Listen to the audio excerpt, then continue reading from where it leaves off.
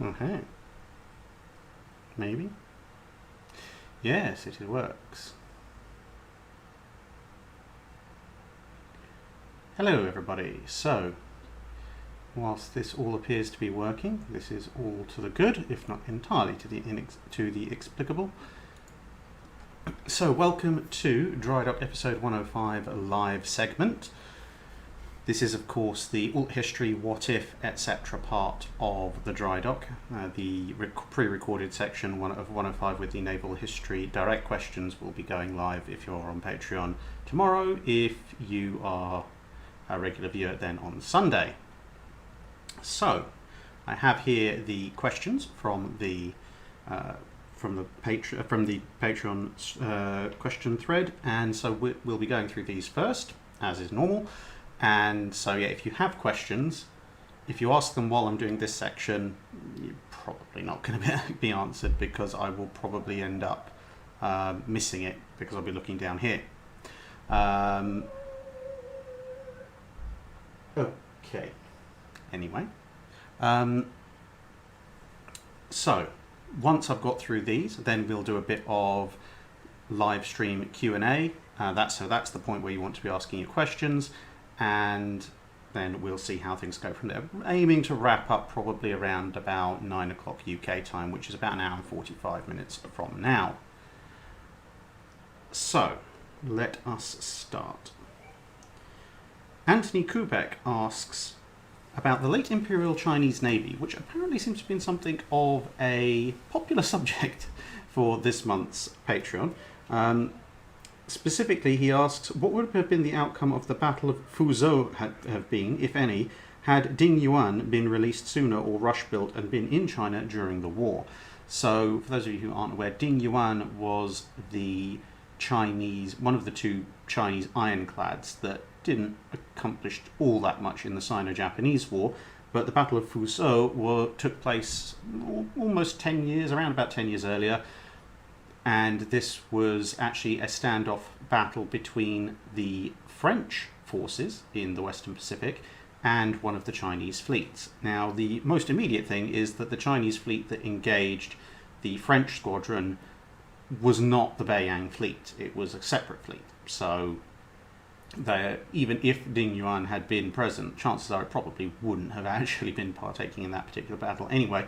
But if we assume that it did, for the sake of argument, since that's the spirit of the question, then we are looking actually at some very interesting counterfactuals, because although the French had a number of ironclads in the area, none of them were actually present for the battle, and none of the ironclads compare to Ding Yuan. Assuming it's just been delivered and probably still has some of its German transition crew on board, i.e. it can actually fight relatively well, it can probably single-handedly take out most of the French squadron that's there, which in turn means that if the French squadron know that Ding Yuan is there, they're probably not going to actually engage. They're probably going to either stand off and try something else, or at least wait for their various ironclads to meet up with them. So, yeah, I mean, that's quite a good one, actually. Sleeping Ninja asks, during Beatty's movements to the east before the Battle of Jutland, when he could have been trapped between Ypres and Scheer, what exactly do you think the four admirals would do in that situation? Would Jellicoe make a mad dash south to save him, risking his fleet's formation for battle against the High Seas Fleet, or would he not even know the full extent of the situation due to Beatty being Beatty? Well, yeah, I mean, if Beatty's... It's a difficult one, actually, because on the one hand, if there's one point when Beatty would be excused for not signalling people, it would be while he's in the middle of a pincer movement from the 1st Scouting Group and the High Seas Fleet. On the other hand, if there's ever one time when Beatty is going to be screaming to the high heavens for help, it's going to be when he's caught in a pincer movement between the 1st Scouting Group and the High Seas Fleet. So, yeah, to be honest, it doesn't really matter that much in terms of the Grand Fleet whether Beatty does or doesn't call for help, because at that point, the Grand Fleet would be far too far north to do anything about it. You'd be talking about a matter of several hours, but even at full speed, before it could get to them, at which point, yeah, Beatty's ships would long ago have been dead. If they weren't, then something's seriously wrong with the High Seas Fleet at that point. So yeah, the best that Beatty could possibly have hoped for would be to pile on all speed and use his ship's speed advantage over the high seas fleet to probably do something like, not quite death ride, but off-angle charge the first scouting group. It would obviously lay his ships open to a massive amount of pounding from first scouting group, but given that he'd probably be trailing 5th Battle Squadron as usual, they might be able to cut the corner and come up and cross the T of first scouting group, which might drive them back and allow some of BT's battle cruisers to extract themselves.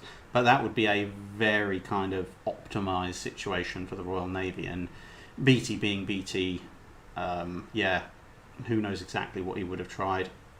I have a feeling 5th Battle Squadron, if anything, it stands a reasonable chance of getting out of there, but I don't think many of the other battle cruisers wouldn't. Then, Ninja. So, Mrs. Gabriel A. Hawkins says, in books I've read, the fall of Singapore in World War II is always remarked upon as an extraordinary event. Could the Royal Navy have prevented it, and were there mistakes in strategy? Yes, there were. There was a twofold flaw. One of which was that the Royal Navy had identified Singapore as kind of their fortress base, at least for the Indian Ocean and part of the Pacific Theatre of Operations, with an aim to base further forward in the event of hostilities. But due to budget cuts and rationalisation, the Royal Navy hadn't been able or allowed to complete all the upgrades they wanted to do. And when they were given a choice of modernising capital ships or building up Singapore, they chose to go with modernising capital ships because capital ships could be in more than one place at a time. And it's just not really possible to move Singapore around. It would be really cool if you could make Death Star Singapore and sail that around the Western Pacific, but unfortunately our technology has not advanced that far yet.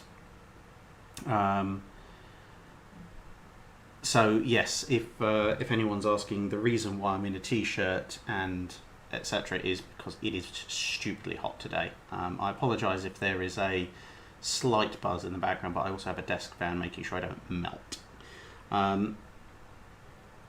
Anyway, go back to the fall of Singapore. So one potential way of avoiding the fall of Singapore would have been to get more money out of Parliament in order to upgrade the defences to a point that they could actually stand up to a Japanese attack. However, bearing in mind that almost all the existing defences and most of the ones that were planned were based around the idea of a seaborne assault, not an assault from the landward side, which is what actually happened,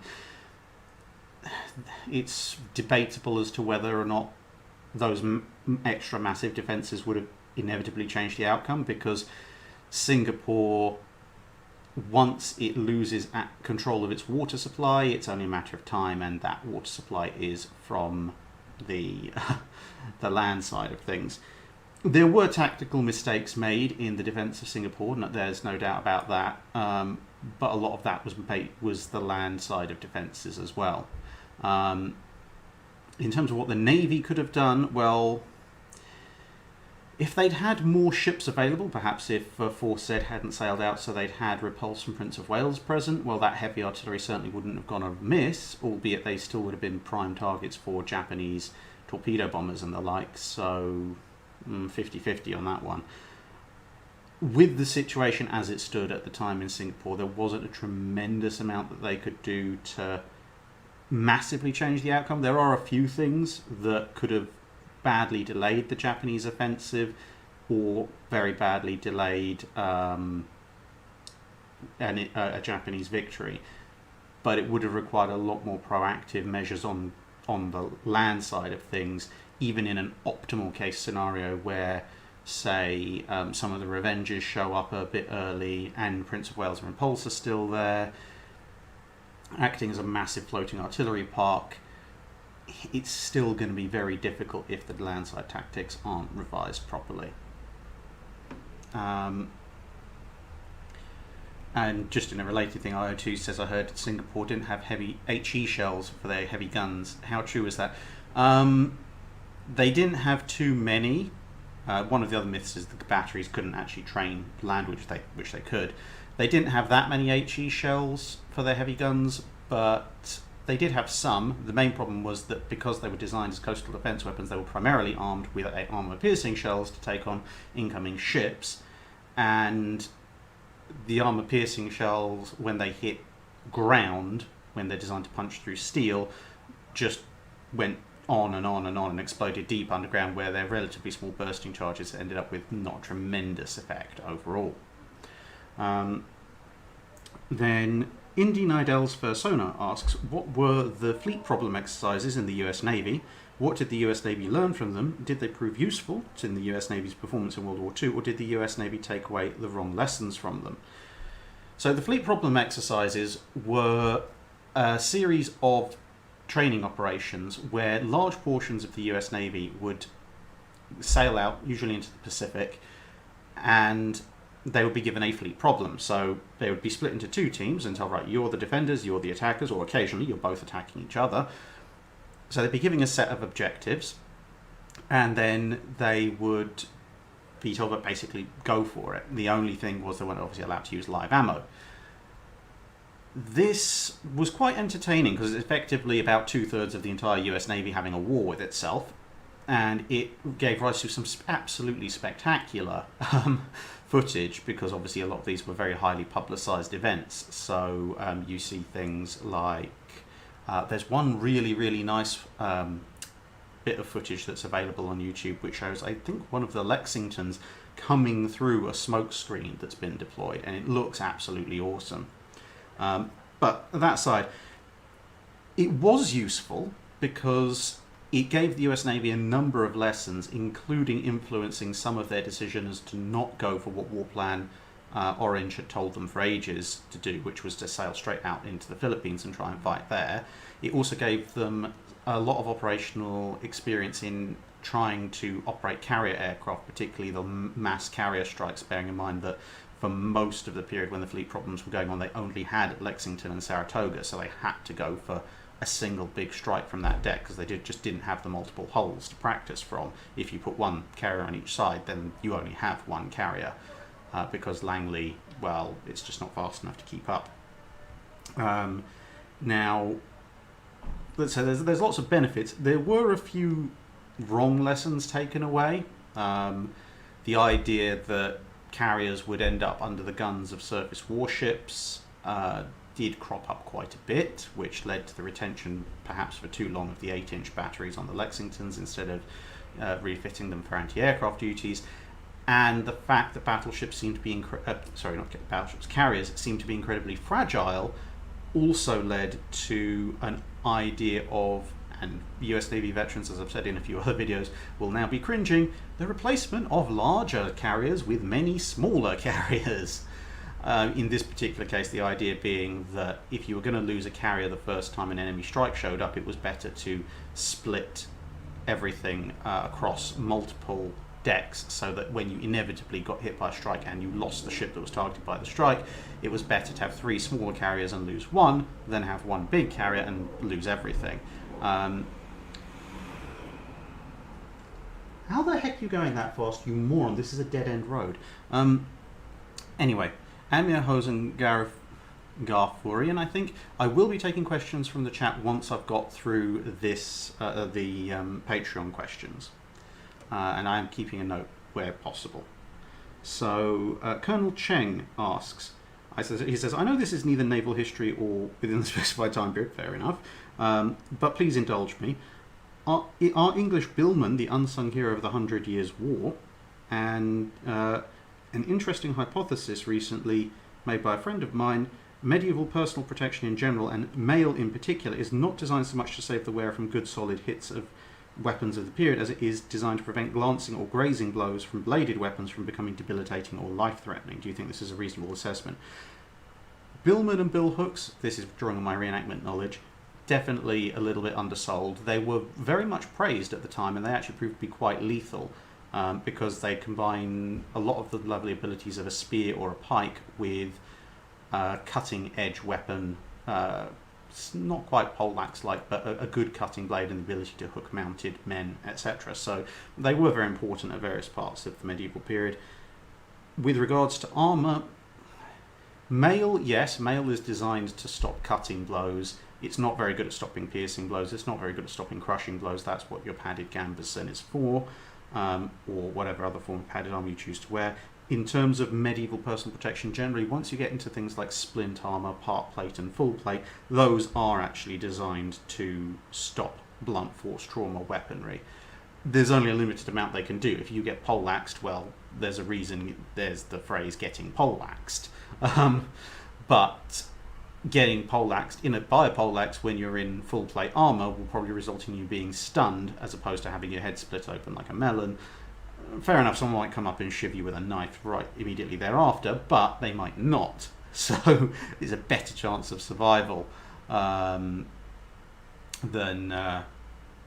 without. But the actual plate armor itself, that's actually pretty good against percussion weapons, and yes, that is from experience. If you've got decent plate armor with padding underneath and someone whacks you with a mace or something, you hear a bang, you don't really feel it. If it's in the right place. And trust me, when you see something like a small warhammer or something coming towards your head, the ability with some plate armored van braces to just block the thing confidently, do it with a sword strike as well, is really helpful. Graham R. How much of an impact do you think Leonardo Da Vinci would have made in World War II had she not exploded? Assume she's been upgraded to the same specification as her sisters were in real life. So Leonardo da Vinci is one of the 3 Conte de Cavour class. Conte de Cavour, obviously, and Giulio Cesare being the other 2. If she'd been upgraded, I don't think she would have made too much of an impact on the war, mainly because the Italians were really struggling to get their modernised battleships into service in time for the war. So if Leonardo da Vinci is still around and they're modernising her, well, that means that 2 decades worth of maintenance, refit and repairs, which will have depleted their budget somewhat, so that might delay the Littorios. But also it's going to be taking in the slot of one of the other ships that would otherwise be modernised. So if this definitely is modernised, some other ship isn't going to be modernised, especially with the foreshortened funds. So it's going to take a while for the Italians to bring more of their ships online, and then Taranto's going to knock them back down again. Now, having an additional modernised ship after Taranto, assuming it survives Taranto, might well be somewhat useful. And at points in the Mediterranean, that could have been a tipping point, but as we've discussed previously, it's more the Italian leadership that did in the Italian Navy's chances in the Mediterranean more than anything else. So, unfortunately, without good leadership, they are really up the creek without a paddle in a lot of ways. Swee420 Den asks, how do you replace a battleship or cruiser gun? Massive crane. Basically the same way you'd put one in when you're building it. You'd need to be in a Drydock, you'd need to have cranes of sufficient size, you also need to detach usually the roof armour from the turret, and then you can lift the whole thing out, take it away, put in and drop a new one in. Unless of course you're using one of these guns that has barrel liners, so you can just switch out the barrel liner, although that is a little bit harder than it sounds. You do still need to move the gun away usually, because swapping a barrel liner is not a small or easy operation. But yeah, so it's not something you're going to be doing at sea, put it that way. Sorry if I keep touching my lip. Unfortunately, about an hour before this live stream went live, I was trying to, shall we say, deactivate some pressurized canisters that we want to dispose of, but obviously once they're pressurized you can't dispose of them in the regular rubbish, and so I was trying to decommission them with my air rifle, and it turns out that with these particular canisters they're just thick-walled enough that if they get very hot and the metal becomes a little bit more pliable, they end up being a lot more resistant to air rifle fire than they were when they were cold, and yeah, I got smacked in the face by a return to sender pellet, which wasn't particularly pleasant. Luckily, my mighty moustache protected me from the worst of it. It was just a cut rather than a broken tooth or a massive chunk taken out of my nose, but lesson learned, stand further back. I mean, to be fair, I was fairly far back. I was surprised the thing made it that far, but never mind. Back to questions. Rafal Scherzatec, I think. In an alternative Mers El Kabir, the French admiral accepted taking his ships to be interned in the neutral United States. How would that impact the rest of the war, especially after the US joins the war after Pearl Harbor? Well, without Mers El Kabir resulting in a lot of gunfire and death and assorted stuff like that, that's actually probably a very good thing, because it means that although the other elements of the French fleet around generally were resolved more peacefully, they generally resolved to stay completely neutral and disarm, whereas if Mers El Kabir worked out somewhat better, then some of the good feeling between certain elements of the Marine Nationale and the Royal Navy might have led more French ships and men to join the Free French right from the get-go. It also would mean that things like probably the attack on Richelieu at Dakar may not have been necessary, because Richelieu, in the best case, might have joined up with the Free French, and the worst case might have decided it was going to truly remain neutral, and in the middle case it might have sailed off to join the rest of the fleet in the USA. So that's all good. It might have had some interesting effects on France itself, which, to be honest, is what the French were mostly worried about, whether the Germans would try and punish them for the perceived disobedience to the treaty terms of the French fleet. Now, honestly, Nazi Germany is just petty and vindictive enough to try and take out its frustrations on France. But on the other hand, they don't really have that much of a choice in the matter, because if they do choose to recommence hostilities against Vichy France, that puts everything back. It'll immediately put any thought at all of Operation Sea Lion off the table. And it will also potentially even have an even worse knock-on effects for Operation Barbarossa, because it's going to mean that the German forces are going to expend their strength and time taking over Vichy France at a point where Vichy France can still offer some modicum of resistance, and then they've got to worry about everything else on top of that, which is going to be a bit of an issue. Once America joins the war, then there's an interesting split. I mean, we'll discard Richelieu for the minute because we don't know exactly what she's going to do, but specifically the Mers El Kabir forces, the older battleships, Britannia, Provence, they probably make decent convoy escorts and shore bombardment ships, but that's probably not. That's probably about it. But if you're looking at Dunkirk and Strasbourg, they would be very handy indeed. I would probably rate at least Strasbourg, maybe not Dunkirk, but Strasbourg definitely, as a very good frontline combatant against the Italian refitted battleships. Dunkirk's got the firepower, maybe not quite so much the protection, but still very good against cruisers. So Dunkirk and Strasbourg joining up with the Mediterranean fleet or Force H would be brilliant. I don't think they're quite heavy enough to put up in the home fleet as potential counters to Bismarck, but yeah, they'd be very, very useful in the Mediterranean fleet. And the same goes for a lot of the French cruisers and destroyers. They were configured mostly for Mediterranean warfare. That's where they would excel.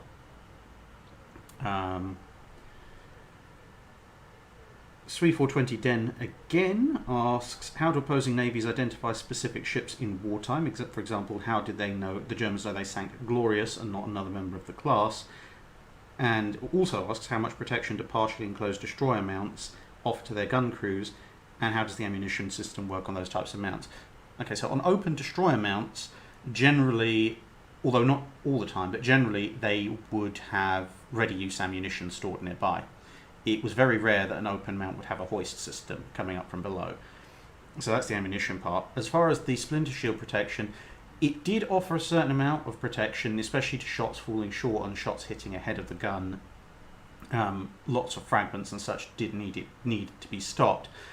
There was experience in World War I that indicated that gun shields could be detrimental if the gun took a direct hit, because then the shield turned into shrapnel, and because the shields weren't that thick. But that was, relatively speaking, a much rarer event as compared to the shields protecting you from splinters and shrapnel. One of the biggest causes for casualties aboard HMS Chester, for example, at the Battle of Jutland, was that unlike the other town class cruisers, Chester was one of two that were modified for Greece with slightly smaller 5.5 inch guns, but the way the mountings worked was that the gun shields actually left a kind of knee-high gap underneath them, whereas on the town class the various gun shields actually extended pretty much down to the deck, and it was that gap that did in for many of the forward gun crews on the Chester, because the fragments from shells hitting and exploding all around were scything underneath that and basically cutting the legs out of anybody who was behind them. As far as identification of ships in wartime goes, they had various recognition charts from pre-war period that gave silhouettes of ships, and there were certain identifiers as well as terms of if you're using high power optics, you can see certain modifications and such. Now with Glorious, that one was relatively easy to do because Glorious's profile was very distinct. It wasn't a fully purpose-built carrier, so it didn't have the classic World War II carrier island and bow shape. It had the kind of rounded elliptical bow that Courageous, Glorious and Furious had.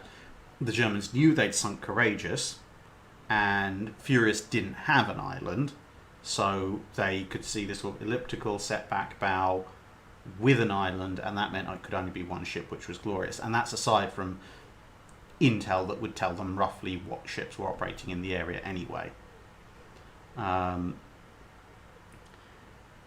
Dennis Kocher, who do you think would win a one-on-one engagement, USS Colorado or HMS Warspite? Depends on the time period and depends on if we're counting plot shields, because on paper Colorado is more powerful than Warspite. They've got similar levels of protection, albeit Colorado's is all or nothing, Warspite's is distributed. Warspite is faster. So, yeah. Warspite generally, up until the advent of radar and such like, is going to have better gunnery. But Colorado has 16-inch shells, so there you go. I would say that, yeah, on paper, if you're looking just purely at stats, a Colorado class versus a Queen Elizabeth class, the Colorado, assuming a decent gunnery crew, probably has a 60-40, maybe 65-35 advantage. With it being specifically Warspite though, Warspite has its crew, it has its gunnery, it has its luck, it has its character shields, which would edge it back in favour of Warspite, to be perfectly honest. Yeah, I think Warspite might have inherited some of the protection from HMS New Zealand, but who knows.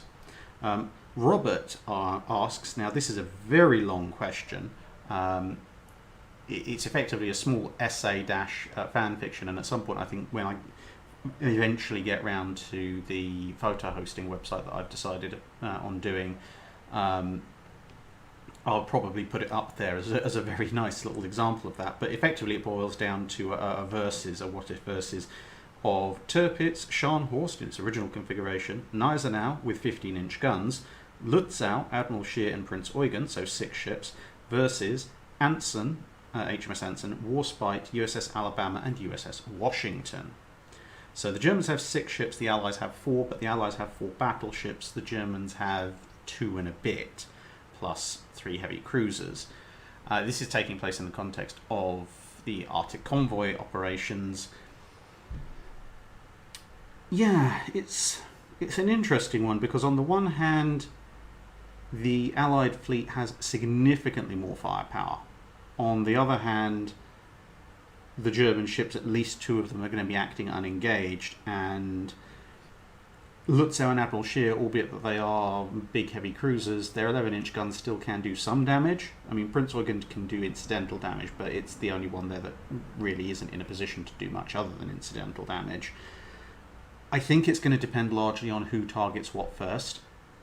If I was on the Allied side, I would assign Alabama to take out Tirpitz, probably Anson to take on Gneisenau, Washington to take on Scharnhorst, and then Warspite to hold off the lighter ships until resolution was achieved elsewhere.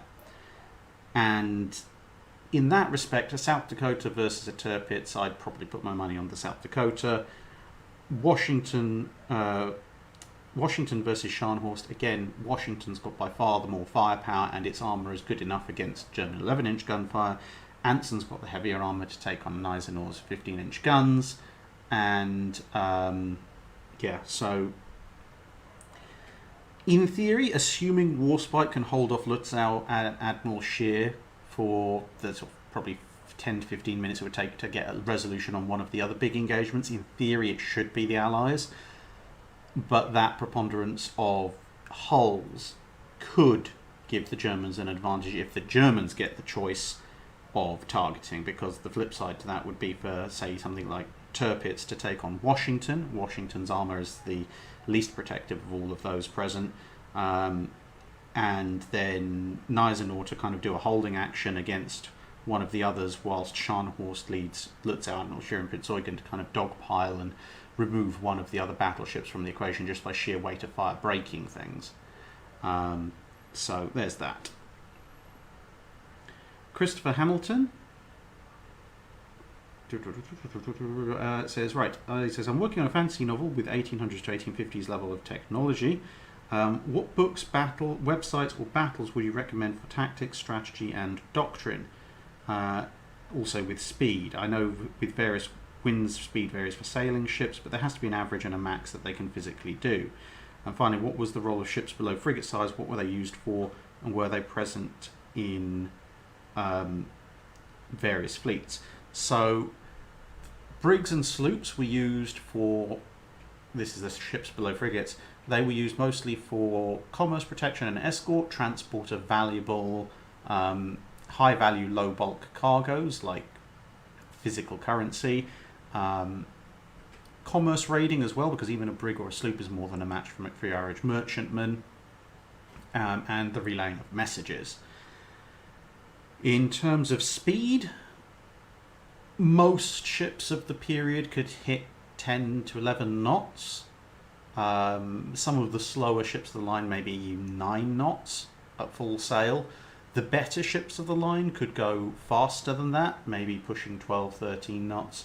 But once you get, to be honest, when you really get into the realm of 13, 14 knots, you're talking about very well built frigates. Generally speaking, frigates would only have a speed advantage, and even then only marginally by 2 or 3 knots, over a ship of the line in light to medium airs. Once it got to heavy winds and rough seas, ships of the line, especially well-built third rates, would actually often overhaul frigates, because frigates couldn't handle the sea quite as well and would lose speed pitching and rolling.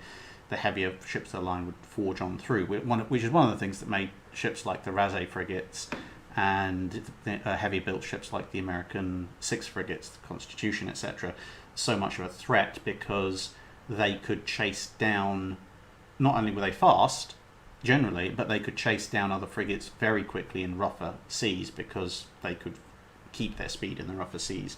But yeah, for the age of sail for that period, you're not talking much above 14, 15 knots for an exceptionally fast ship outside of very strange circumstances, or right up at the end of the period when some really odd frigates start getting built. As far as books, websites and battles for tactics, strategy and doctrine, a history of the Royal Navy from Trafalgar to the end of the Napoleonic Wars is probably pretty good, because that gives a whole load of different small frigate actions, cutting out operations, blockade duty. For big battles, you can look at Trafalgar, but to be perfectly honest, if you want to look at full-on fights, I might actually recommend looking at the War of 1812 more so, and some of the other smaller conflicts that occurred during the first half of the 19th century, because with the best will in the world, the battles between the Franco-Spanish fleets and the British fleets did have something of a skill disparity going on generally, which can give a misleading idea of exactly what constitutes good tactics in an age of sail ship of the line battle. Just noticed it's getting a bit darker, so I'm just going to try and... There we go. Let there be light. Hopefully. Yep. just making sure the shadow... Okay, the microphone's casting a bit of a shadow, but never mind. So now we will be illuminated even as the sun goes down. Memori asks, we're about halfway through, have you seen the recent movie Greyhound? Not yet, because I refuse to pay for Apple TV. And how well do you think it captures the command of the destroyer? So, yeah, plenty of people have asked this question, or generally ask questions about Greyhound. I will at some point get round to reviewing the movie when it's not on Apple TV. So, yeah. Apart from that, the other element he asks is the call for guns to fire on local control. Was centralised fire control counterproductive at very close range? Obviously, I haven't seen it, so I can't comment on the exact situation, but from the description that you're talking about, yes, that would actually be a good idea, because centralised fire control is great for long-range accuracy in salvo fire, but if you're right up close and personal, you actually don't want to wait for the call to fire an entire salvo. Plus, you've also got to take into account the fact that well, not to put too fine a point on it, but the fire control directors only have a limited arc.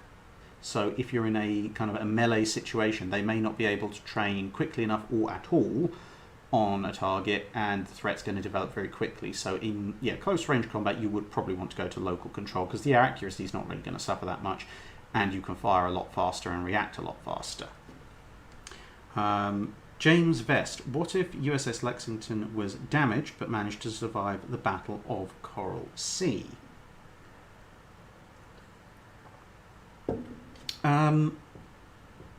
Well, if she takes the damage that she does, but somehow it's not fatal... Hang on a second, just refilling with the old iron brew. If she takes the damage that she does and it's not fatal, it's not going to affect Midway all that much, because the amount of damage Lexington took is a lot more than Yorktown. They're not going to do a magical Yorktown patch together miracle to get her ready for Midway. Weirdly enough, and this does sort of tangentially relate to a similar question that was asked previously with regards to more US carriers surviving the early part of the Pacific War, it might have a slightly detrimental long-term impact on the US Navy, because if they have Lexington, and probably coming out of refit towards the end of 42, then they have an additional carrier hull available, and they might therefore not request British carrier hulls to come and help them, which results in the USS Robin mission. So that will actually potentially have a slightly negative consequence for both navies, because the British won't get used to operating things like the Avenger as quickly as they did. They're not going to get used to American ideas about deck parking and mass strikes as quickly as they did, and the Americans aren't going to get quite as much information on fighter control and direction as quickly as they did. None of that's particularly war-changing, but it does probably mean higher casualties on both sides. So yeah, weirdly enough, USS Lexington surviving Coral Sea in a damaged state might actually long-term have a slightly negative impact on the war. Specialist 290. Questions about Pearl Harbor and what ifs surrounding it have been popular subjects in previous dry docks, but do we have any insight into what contingency plans the Japanese actually had in place if something went wrong with the operation? Whether from official Japanese records or from interviews, diaries, memoirs, etc. For instance, did any officers who were involved in the surprise attack ever say anything about what they would have done had their fleet been discovered en route, or if the US Pacific Fleet hadn't been in port on the morning of the attack? If the US fleet wasn't in port on the morning of the attack, they would have been looking... Okay. Running water again. We have a water feature in the house.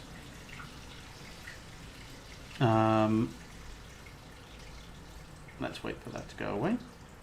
There we go. Right, so yeah, their attack was predicated on intelligence that told them when most of the US fleet was going to be in port. So that probably wasn't going to happen. If somehow magically it had happened and the US fleet was absent when the Kido Butai's aircraft showed up, it would have been very embarrassing and put them on a very bad footing for the rest of the war. However, they probably would have just gone, okay, they can't have gone far, let's try and find them. The first strike would have probably had to come home, but they could have scouted and found them, and actually, if they'd managed to find them, that probably would have been a lot worse than the actual Pearl Harbor. Now, as far as if they've been discovered en route, that was a big worry, and I'm not entirely sure what they would have done if they had been discovered en route. I believe, if I recall correctly, they probably would have turned back, because at that point, sailing menacingly in somebody's general direction is not technically a declaration of war.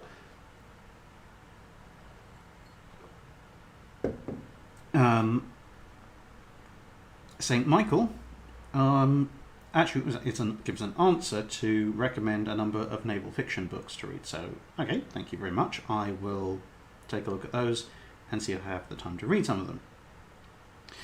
Christian B. The Deutschland class. Would Germany have been better off building 20 Deutschlands or Baltimore-type cruisers instead of all the heavy units they actually built, or at least started? And how would a Graf Spee with 9 8-inch guns have done up with the River Plate? Could one classify the Deutschlands as light battle cruisers? Light battle cruisers with the Deutschlands. I don't think so, because one of the major elements of battle cruisers is speed. The Deutschlands aren't fast enough to merit that consideration. Now, as far as a Graf Spee with 9 8-inch guns at River Plate, might have done marginally better. I mean, it's got 3 triple turrets at that point rather than 2, and 8-inch guns will still do plenty of damage to Exeter, Ajax and Achilles. So it could have engaged, well, it could either have engaged Exeter with 6 guns and Ajax and Achilles with 3, or it could have engaged one ship each with a triple turret with a slightly better rate of fire, etc. So, yeah, overall probably would have done slightly better at the Battle of the River Plate. As far as being better off building 20 Deutschlands or Baltimore types instead of things like Scharnhorst and Eisenhower, Bismarck Tirpitz, yes and no. In as far as it would have given them more options for commerce raiding because they just have more hulls. But on the other hand, the Allied solution of, or the British solution of putting old battleships in as convoy escorts to deter German surface raiders, that works even better against large heavy cruisers as compared to against smaller battleships like the Scharnhorsts. And at that point, putting, say, a couple of towns or a county in a town or a couple of counties would also do the job. And in that case, that would allow either more convoys to be escorted or would have relieved some of the heavier units like Nelson, Rodney, Renown, Repulse, etc. from convoy escort duty, because a German ship with 8-inch guns versus a heavy cruiser and a large-ish light cruiser or 2 heavy cruisers, that's not a fight that they can win, or maybe marginally they might be able to, but they've been in such a state, bearing in mind raiders, they don't want to get damaged anyway. So it would have actually probably overall relieved the situation for surface escorting, and you actually wouldn't get things like PQ-17, because with something like PQ-17, the whole point of the convoy scattering was because they were worried about Tirpitz showing up. If the biggest thing they've got to worry about is a bunch of 8-inch gun cruisers, they're probably fine with trying to fight them. So yeah, as I say, questions from the chat, including those super chat questions. Thank you very much. I will be getting to once I get to the end of the Patreon bits, which we are now about probably 2/3 of the way through. So Robert Knapp asks, which of the High Seas Fleet dreadnoughts and battle cruisers would have been worth modernising if they'd survived in some way to World War II? The Deerflingers, I think, definitely would have made good solid ships to consider for conversion. Theoretically, some of the Mackensons, I mean, the hulls are there, they're not complete, but if they survive, then completing them, obviously they're going to be more powerful, somewhat faster, somewhat more capable than the Deerflingers, so there's that. As far as the battleships go, Baden and Bayern, maybe complete Sachsen and Württemberg. They're not perfectly, but in a lot of ways analogous to the Queen Elizabeth's. And if Germany, say, keeps a couple of them, in an absolute ideal case, if they can only keep 2 capital ships and they don't keep the battle cruisers, they'd probably be best off placed, although it'd be expensive, to complete Sachsen and Württemberg, because they had a number of improvements over Bayern and Baden. And then if they'd modernised them, similar to how the Royal Navy modernised some of the Queen Elizabeths, they actually would have had some pretty nice capital units going into the Second World War. If we're talking about war prize distribution to other navies, then they're probably not going to go through the expense of completing warships, but certainly I can imagine a number of navies who'd be very interested in the Der Flingers. Maybe 1 or 2 might be interested. The French probably would want to get their hands on Baden and Bayern if they could. Brian Roper asks, playing off my last question about Goeben being with the scouting force and not with a Mediterranean squadron, replace Goeben with Blücher. Do they have the ability to escape the British if the British are chasing them? And how would Blücher and Breslau against Trowbridge play out if Trowbridge tried to engage? That would be very bad for the Germans. Blücher is slower than Goeben, and Blücher is a step up from the Scharnhorst class armoured cruisers, but it's an incremental step. And we know how Scharnhorst and Nizer now fared at the Battle of the Falkland Islands against 2 battle cruisers. We now have Blücher, slightly more powerful, but also facing off against 2 battle cruisers that it can't escape from. And who can, even with 6-inch armour, stand off and resist its shell fire. There's not a lot that Breslau can do other than act as a piñata. So, yeah, it's probably fairly likely in that case that the 2 battle cruisers that were chasing them catch them. If, for whatever reason, they don't catch them before Trowbridge has an opportunity to intercept, Blücher would quite arguably be more than a match for any one of his armoured cruisers, but considering the number of 9.2 and 7.5-inch guns present in his entire squadron, any one of those armoured cruisers would be more than a match for Breslau, and then it's 3 versus 1 against Blücher, and there's more than enough firepower present there at that point to put down Blücher. So yeah, Blücher being in the Mediterranean would be a short and disastrous mission for the Germans in that respect, although if you're swapping Goeben out and having Goeben in the High Seas Fleet, having Goeben in First Scouting Group probably actually overall leads to more German success. Because for example, things like Battle of the Dogger Bank, you're not going to lose Blücher there. And with an extra battle cruiser, the Germans might actually want to turn and fight rather than run away. And, well, Beatty had enough problems with First Scouting Group when they had the number of battle cruisers they did at Jutland. Putting Goeben in is more than a little cruel. Commissar Carl, if there was a will to gamble with capital ships after the loss of Prince of Wales and Repulse, could the Home Fleet have sorted to intercept the Channel Dash, and what would the Home Fleet have conceivably consisted of? Would Rodney have been available despite being in refit? Would Duke of York have been able to go out despite still fitting out? And would they have been able to intercept if they set sail as soon as the German ships were located? I suspect not. And leading to the second question, if the Home Fleet sorties on the 10th, when the British determined that the Channel Dash was imminent, would the Germans have noticed, and if yes, would that change in strategy, knowing the Royal Navy was at sea in force? And if not, could this have led to a battle in the Channel? Would the Germans have noticed? Potentially. They did do quite a lot of aerial recon over Scapa Flow. At the same time, the British did go in quite heavily for decoys. So it would depend, I think, on how successful the decoys were. If the British could get appropriate decoys in place and the Germans bought the decoy bought into the deception, they might not know that the Home Fleet was at sea. On the other hand, they might.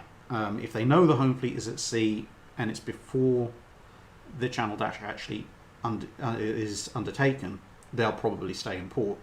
If it's after the ships have left port, they've probably got to try and make a run for it, because depending on exactly when this occurs, when they get this information, the voyage from Scapa Flow down to, say, the Dover Straits is a lot longer than the voyage from the mouth of the Channel to the Dover Straits. So if they really race for it, the Germans might be able to at least get into the North Sea, possibly into safe waters before the home fleet gets there, and the Luftwaffe will be called upon to do its utmost to stop the home fleet, albeit the home fleet's going to be sailing right off the UK shore, so it's going to have as much air cover as the RAF can organise, albeit the Channel Dash doesn't really say all that much about the RAF and the Royal Navy jointly organising things, at least in that respect.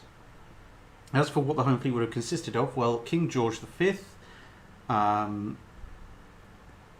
Duke of York probably, I mean, Prince of Wales sailed while it was still technically fitting out, so Duke of York could probably have gone as well. Renown was there. Rodney and Nelson were present, but both were in a refit. I don't think you'd be able to scramble them in time, given the short notice period.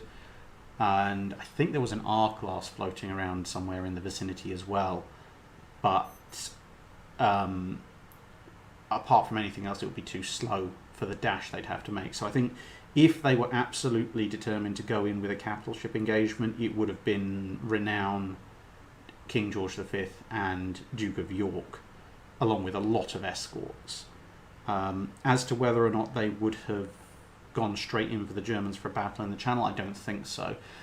What they probably would have done is sailed the home fleet and probably sent in the lighter cruisers and destroyers, of which there would have been a fair number, to force a battle in the Dover Straits, with the heavy cruisers, and the remaining cruisers and destroyers, and potentially the battleships standing off further back, so that if the Germans managed to break through, they could then be finished off. But it would be the ultimate in clutch timing, because they would be operating at a point where the Luftwaffe, this would be their dream come true. So there would probably be an absolutely colossal air battle as well, because if the Royal Navy is committing the home fleet, and to be honest, I think there's every reason to think they might not. They might send, as I say, cruisers and destroyers in waves instead. But if they are committing the home fleet to a close action like this, they're going to be absolutely determined to scream at the RAF to put every single fighter in southern England over them. So yeah. Elliot W. James. He says, my question in June was too long and you missed the thing I actually wanted to know. In September 1914, war breaks out as per historical timeline. Germany doesn't invade Belgium, so they've not broken the Treaty of London. France, however, has and is now making a push for the Ruhr. You're in a position to influence who Britain goes to war with. Do you honour the Treaty of London or do you honour the Entente Cordiale, and what are the reasons for your decision? Oh, that's a difficult one. The Entente Cordiale is a much more recent treaty compared to the Treaty of London, and the Treaty of London to a certain degree was kind of an excuse for the British to meet their Entente requirements. And bearing in mind the British don't want a European hegemon, which Germany looks like it may well become. So there's a lot of things that still argue in theory to go to war with Germany, but at the same time there's lots of reasons for them not to want to go to war with Germany. So, to be perfectly honest, if the Germans respect Belgian neutrality and probably throw themselves headlong into more prepared French defences south of Belgium, and the French are punching through Belgium and disregarding its neutrality,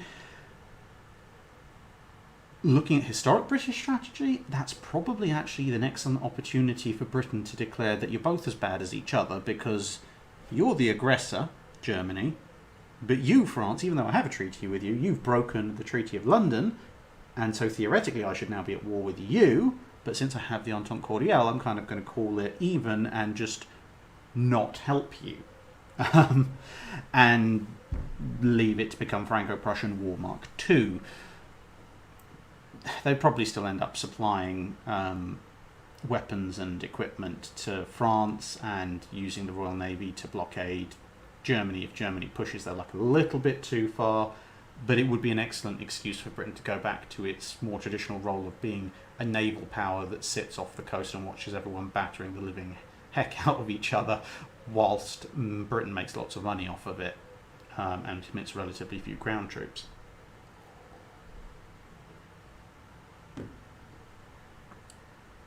Alan Smith.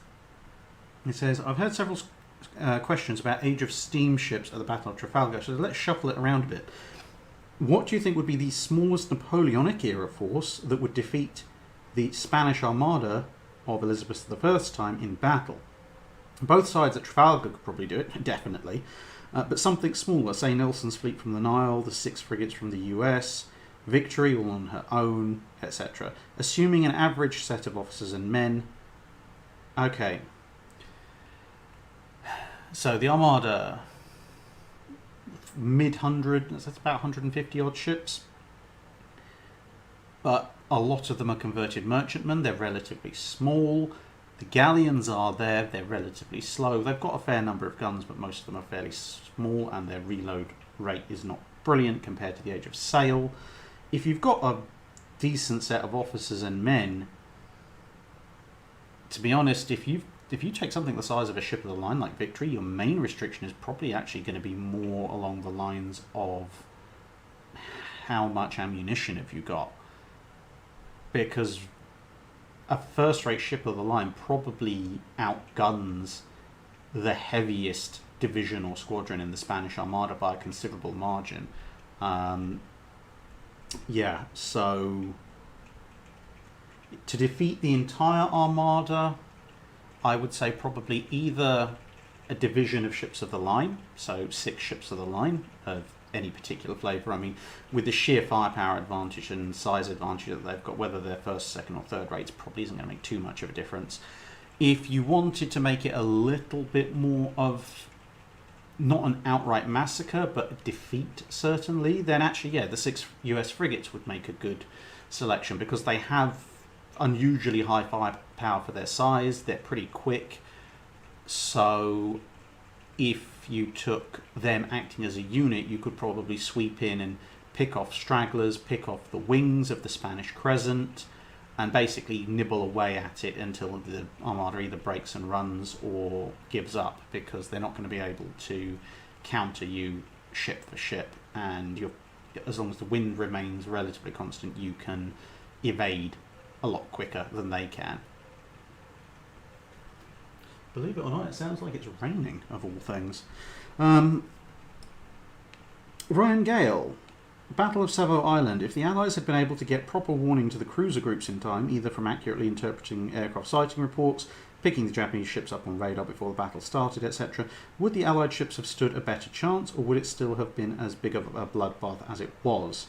I'm inclined to think it would still have been a defeat on account of Japanese superiority in night fighting at the time, as well as the still unknown capabilities of the Long Lance, but maybe it wouldn't have been as bad.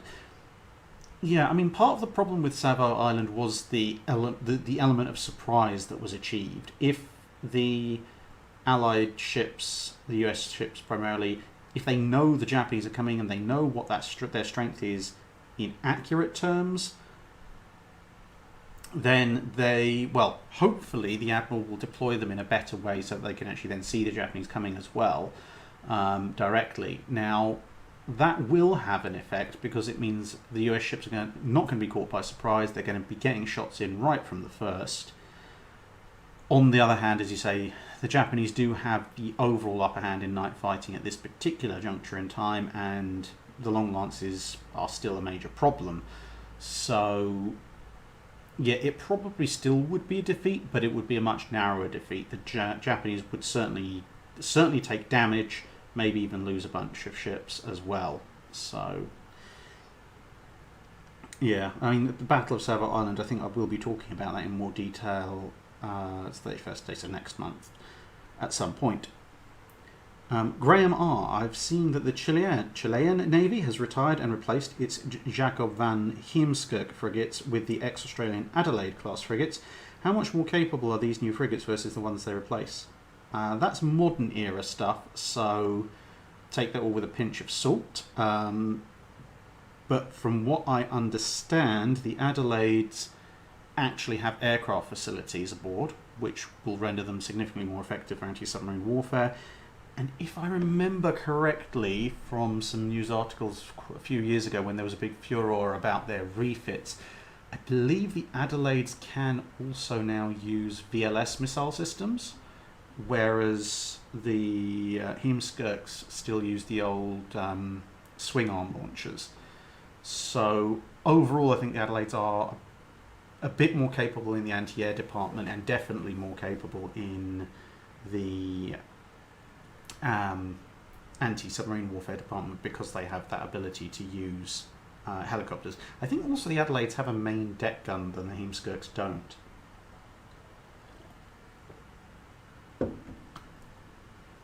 Jeffrey Cook: was it feasible for Scharnhorst and Nizer to raid the Caribbean during Operation Berlin? Apparently before the Channel Dash, the Allies were worried about just that. In theory, I mean, there's nothing stopping them, well, apart from Allied shipping, but range-wise, they're certainly capable of doing it. Firepower-wise, there is stuff to shoot up there. There's things like the Aruba oil refineries. In theory, you could go for the Panama Canal, but I think the US would probably have something to say about that. They did go a little bit paranoid with the defences there. And there are various colonies, convoy assembly areas, etc. The single biggest problem is if you go into the Caribbean, you are kind of limiting your number of options for getting out. So even if you're not caught on the way in, they would have very much had problems trying to escape, because there would have been a lot of very angry people waiting for them. But they certainly could have done a lot of damage whilst they were in there, certainly.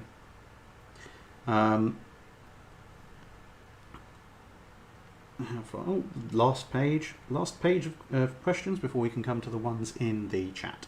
Dominic von Bismarck: you are transported back to the late 18th, early 19th century. You've been given a significant amount of prime land to build a large shipyard, and you foresee HMS Warrior, USS Monitor, Centerline ironclads, etc. What kind of technology and specialists would you employ in your shipyards? What kind of parts would you build in-house, and what would you order from other companies? And finally, what kind of steps would you take to prepare for the ironclad age that you know is coming? Luckily, you have the favour of wealthy patrons, so your budget is quite high. To be honest, there is not a tremendous amount I can do immediately about the ironclad era, because it took a number of refinements in steam engine technology and iron manufacture, particularly in the realms of thicker iron plates with decent quality control, that really only arose in the middle of the 19th century to facilitate the ironclad revolution. I mean, you can look at the somewhat abortive attempts at building iron ships in the 1830s and 1840s to see just how quickly the technology advanced there. What I can do, if it's late 18th, early 19th century, is I can bring forward a number of the gun and ship structure upgrades on wooden ships. I can also disabuse everybody very quickly of the idea of using paddle wheel vessels for anything other than survey ships and small vessels. Go on to basically go straight onto the screw, provide more details about how to make efficient screws and such like.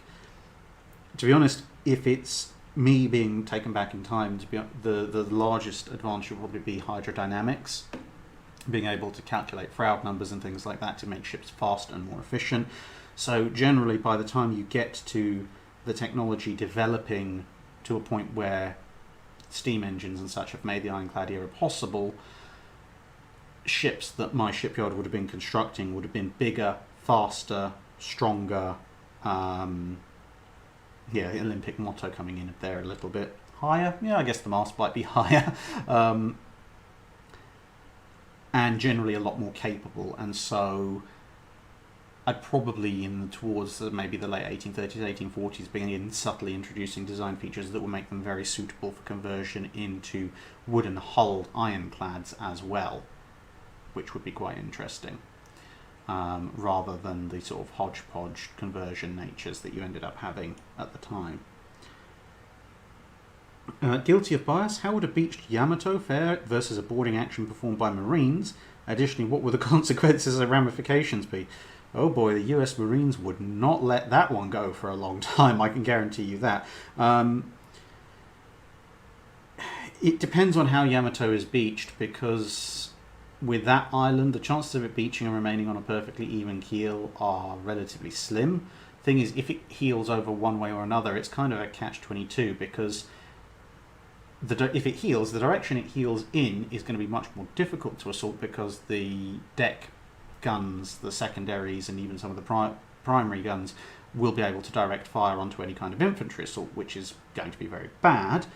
Conversely, attacking the side that's tilted up, which almost certainly won't have anything other than small arms able to fire onto any kind of infantry assault, is going to mean you've got this veritable mountain of steel to climb. So that's going to be rather interesting. I suspect something along the lines of a night attack. It's going to be costly, very costly, but the US Marines have the advantage that everybody is armed and trained in, well, using rifles and pistols and such like, whereas the vast majority of the Japanese crew are not going to have a tremendous amount of training with small arms, and also they're not actually having that many small arms. So, I mean, if I was the US Marine Commander, what I would probably aim to try and do would be to attack the slightly healed upside, i.e. the one where I'm not going to be potentially having to deal with dozens and dozens of 25mm guns and 5-inch guns, etc., blazing away at me, and probably get some sappers or something to try and blow a hole in the hull. If the ship's beached quite deeply, that would probably mean going in via the bow, because I won't be able to breach the main armour plate. If the ship's ridden up quite high and or heeled over quite a bit, then I could go in under the armour plate and blow my way through into the lower parts of the ship and basically do a kind of weird urban fighting room by room clearance. Now the problem would be obviously that a ship that's designed with watertight bulkheads and everything, that kind of room by room clearance would be very, very costly, and it would require multiple teams of sappers to keep breaching bulkheads, and I rather suspect in that circumstance the Japanese very well might try and set off the ship's main magazines as a kind of final two fingers up at the borders. If they don't, for whatever reason, or they don't manage to, and I probably target securing the magazines as a matter of first priority, it would be an absolutely epic fight, and yeah, I suspect more than one US Marine unit would have that in some way commemorated on the unit patches going forwards. Edward Franklin Woods asks, USS Constitution versus HMS Victory except current day. What does either side need to do in order to win? Is one side so outmatched the only hope of winning is the other ship being unable to reach the fight?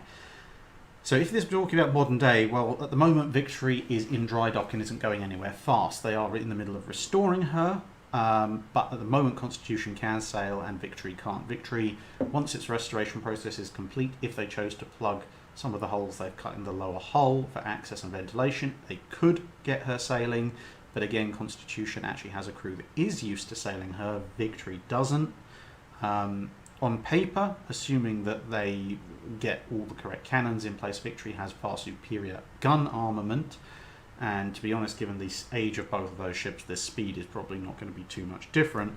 But yeah, currently, it would take a lot of years, probably 5 years or so of preparation, I would estimate, to get Victory's restoration process complete and watertight her such that she could sail out to do battle. So up until that point, her main claim to victory would be that, well, Constitution would have to sail into the middle of Portsmouth Harbour, which, yeah, that's probably not such a good idea.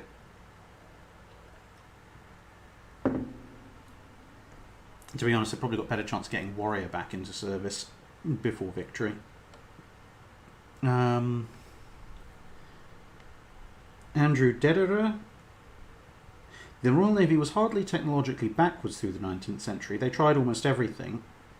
However, when the ideas started coming thick and fast, it seems clear that they weren't able to tie two ideas together to save their life. Adopting the Dreadnought put them on a particular path, but there seems no understanding that this tied together all the questions of fire control, and these and all other issues, such as official doctrine and signal procedure, were argued individually until after World War One. Was it just the nature of the Admiralty? Some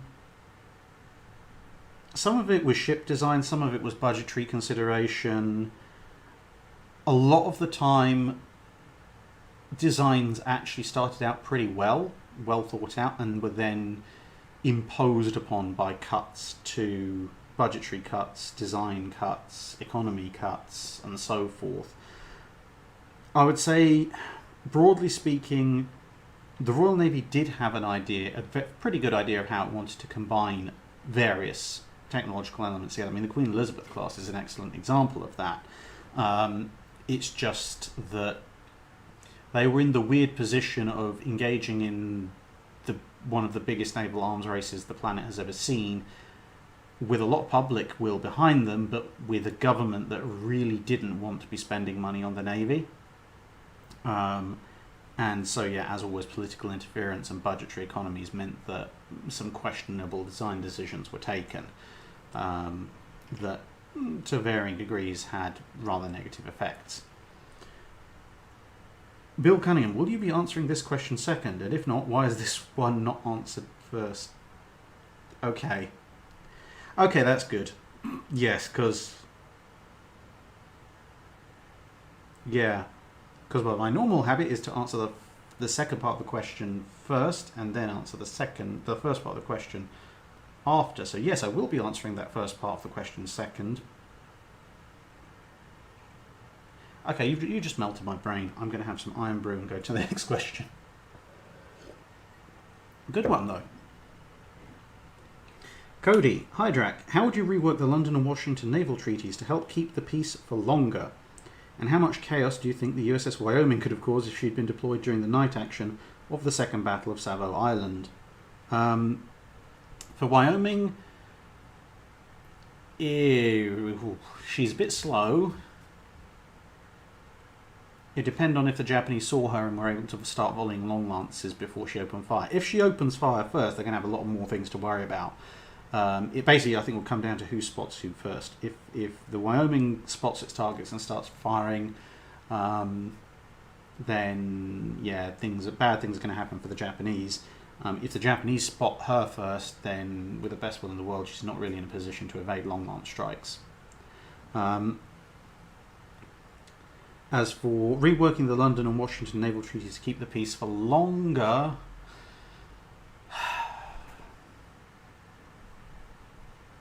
the problem is that reworking it one way or the other will get one side a little bit more friendly, but it's also going to tick off the other a lot more.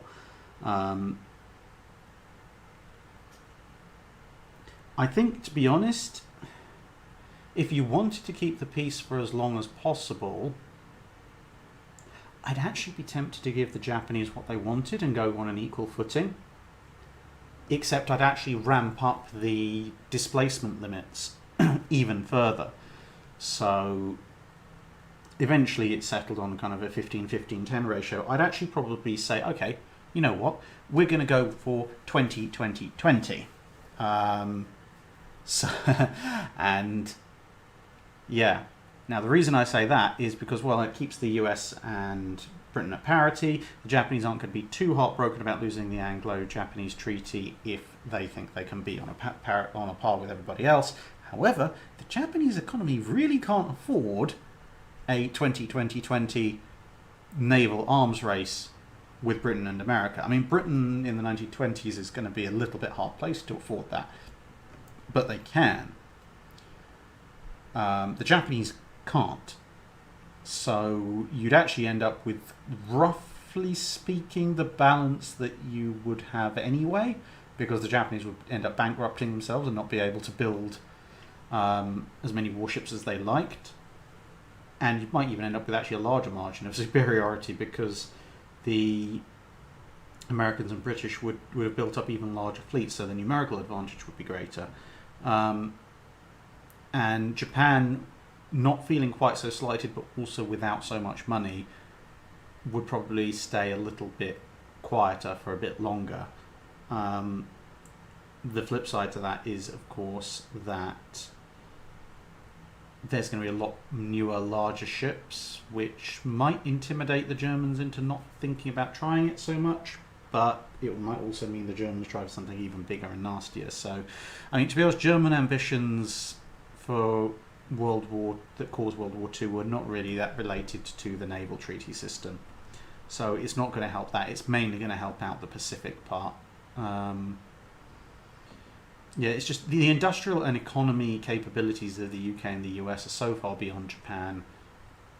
In World War One, the interwar period, and World War Two, you could actually just flat out outbuild them. It would just be a case of the political will to do so. Kyle Pennypacker, what is the gearbox looking thing on the right hand side of the screen? This is the fuse setting computer component of a Mark I fire control computer from the USS North Carolina. Specifically the part that was used to set the fuse timings for 5-inch 38 anti-aircraft shells. Okie dokie, so 1, 2, 3, 4, 5, 6 more questions, and some of these should be relatively quick, and then we're on to chat. Bill Brockman, why didn't Admiral Yamato directly command the Pearl Harbor attack, given he was disappointed that Nagumo pulled back after 2 strikes, since he was in overall command at Midway? Basically, he was too high a rank. He was in a position not directly analogous, because the Japanese Navy worked in slightly different ways, but in some ways analogous to Admiral Nimitz. So, yeah. If you imagine Admiral Nimitz coming in and taking over command of a US fleet at Coral Sea, Midway, Santa Cruz, Philippine Sea, etc., etc., it would have been seen as a huge slap in the face to the admiral, the lower ranking admiral that he basically took over from. And also it's not actually technically his job. So, yeah, taking direct command of operations, whilst Yamamoto theoretically had the authority to do so, he was actually at that point too high a rank for him to take over command. Antifa Slayer, if you combined all the pirate and warships of the Barbary states at their strongest into a single fleet, how would it fare against contemporary European navies? Against the bigger ones, not particularly well. Because whilst they had lots of ships, the Barbary Coast pirate ships were designed for raiding, taking out merchantmen, etc., fighting small warships. They did not involve themselves with large capital ship production, and so as soon as a couple of squadrons of third rates with a first rate in command show up, they're in a lot of trouble. There's a reason frigates, as in that period, generally just stayed out of fleet battles, and it was because they didn't want to die very quickly.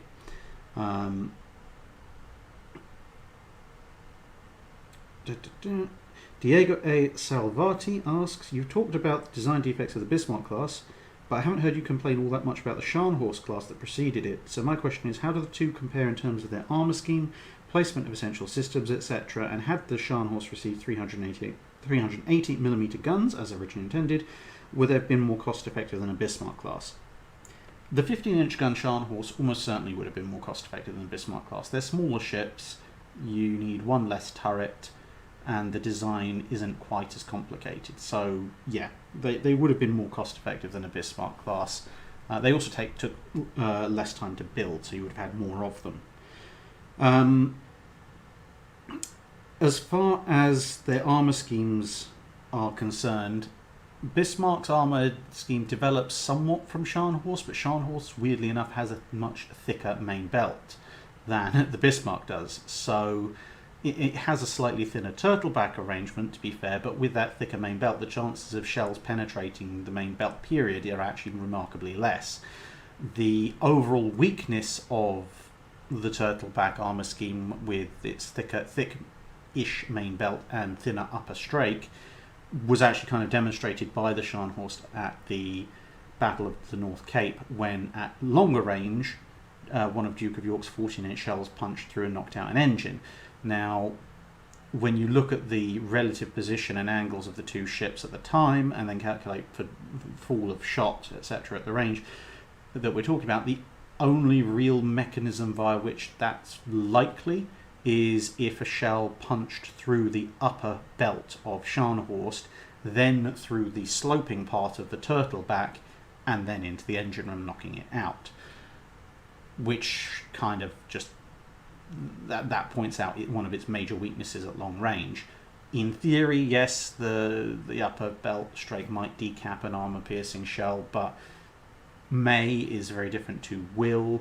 In this case, obviously, it didn't happen, because the other thing is that even if a decapping does take place, there has to be a certain distance between the plate that does the decapping and the armour that it's then protecting against. And to be perfectly honest, the turtleback scheme, when it's faced with that kind of high angle shell, which is obviating a lot of the sloping, it's not thick enough to stop even an uncapped shell, unless the velocity has been massively taken down. So Scharnhorst did have a number of the weaknesses that were shared with Bismarck's armour scheme, but it did have just a flat-out thicker main belt, so it actually had better citadel protection than Bismarck did. Anything other than point-blank range, weirdly enough. So, yeah. It had design flaws. Its seakeeping was generally terrible, even with the Atlantic bow, but Bismarck had the problem of being far too stable. Now, we're on to the last couple of questions. So long, John. Given Germany and Italy's immigrant and political ties to many South American countries, what if one or multiple South American countries had joined the Axis? How would that change the naval war? I know they had modern cruisers, and in Chile's case, a 14-inch armed battleship. Depends when they join the Axis.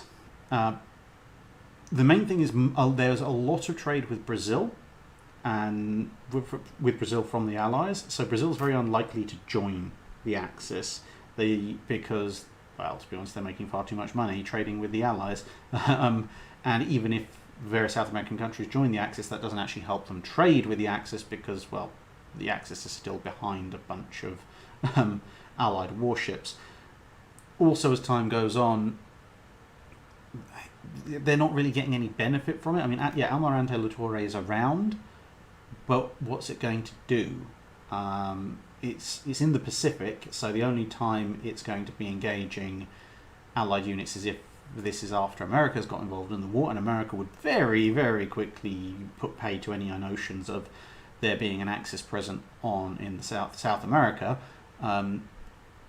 And if it sails around into the Southern Atlantic, I mean, it's an old, relatively unupgraded warship. Yes, it has 14-inch guns, but unless it wants to go on a mutual kill mission, it's with the heavy escorts the British put on the convoys, it's not going to achieve that much. And at the end of the day, all they'd be doing is throwing away lives and men, because they still don't have the forces to break open the trade routes to the Axis that would be required for them to actually have any benefit out of it. So it's very unlikely that any such idea would last very long. Although it would lead to a number of interesting naval encounters sorting all that problem out. Mohammed Alibi asks, what is your dream cast raid Bismarck and Jutland movie respectively? Oh, too long to list here, but I think I actually did that in a Drydock at one point.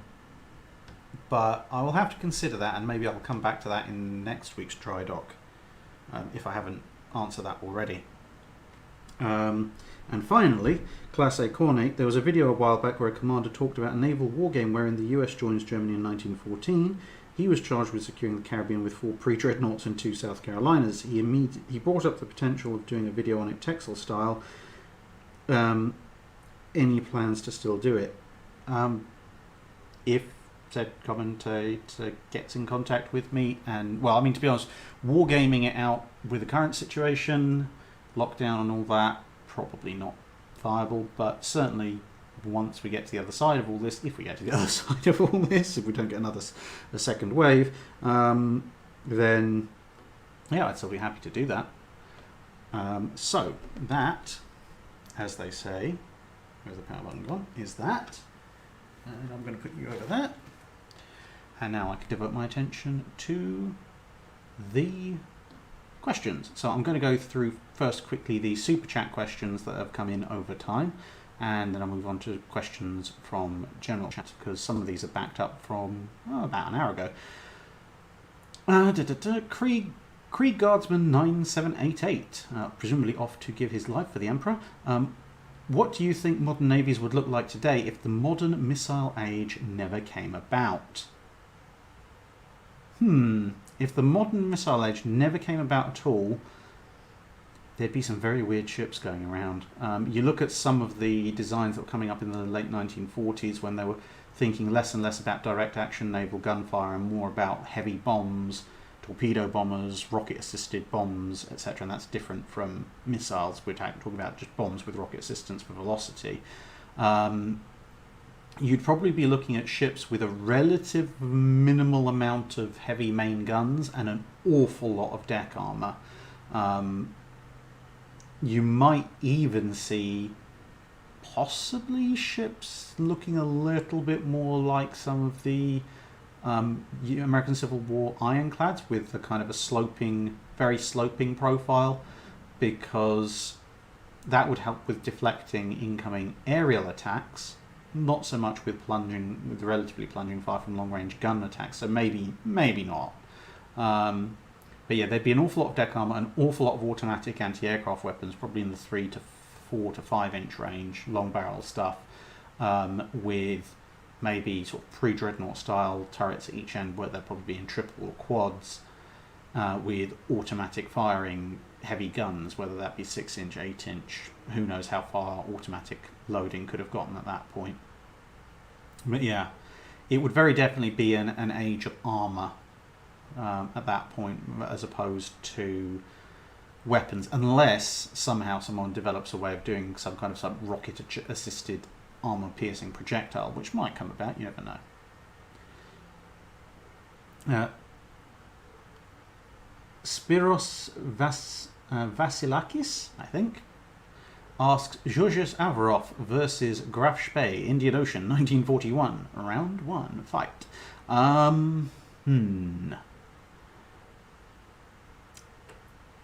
Graf Spee has bigger and nastier guns. Georges Averov has more guns.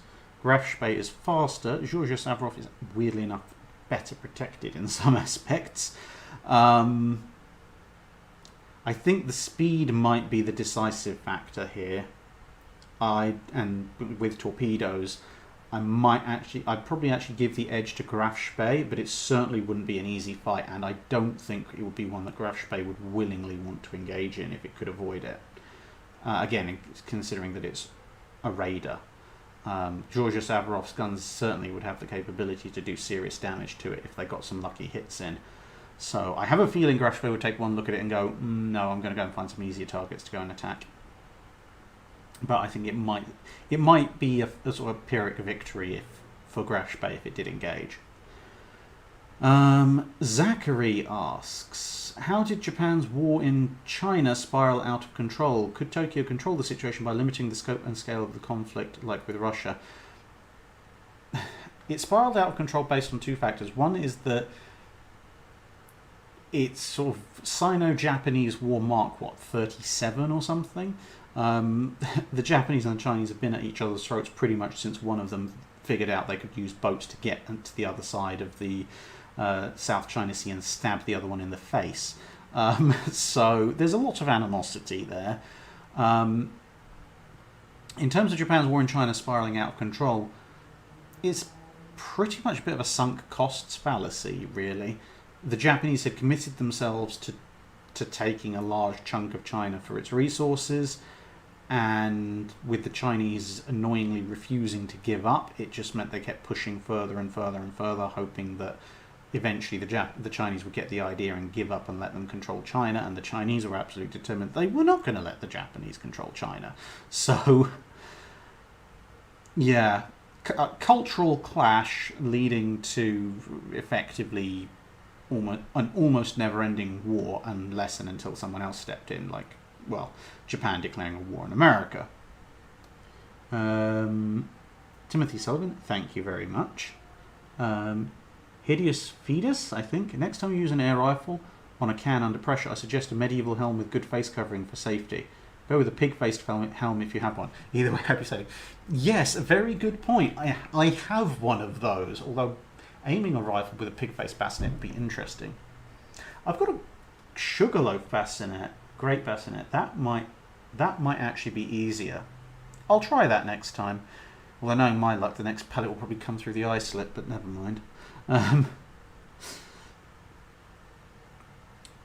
Also, Hideous Fetus says, A final thought.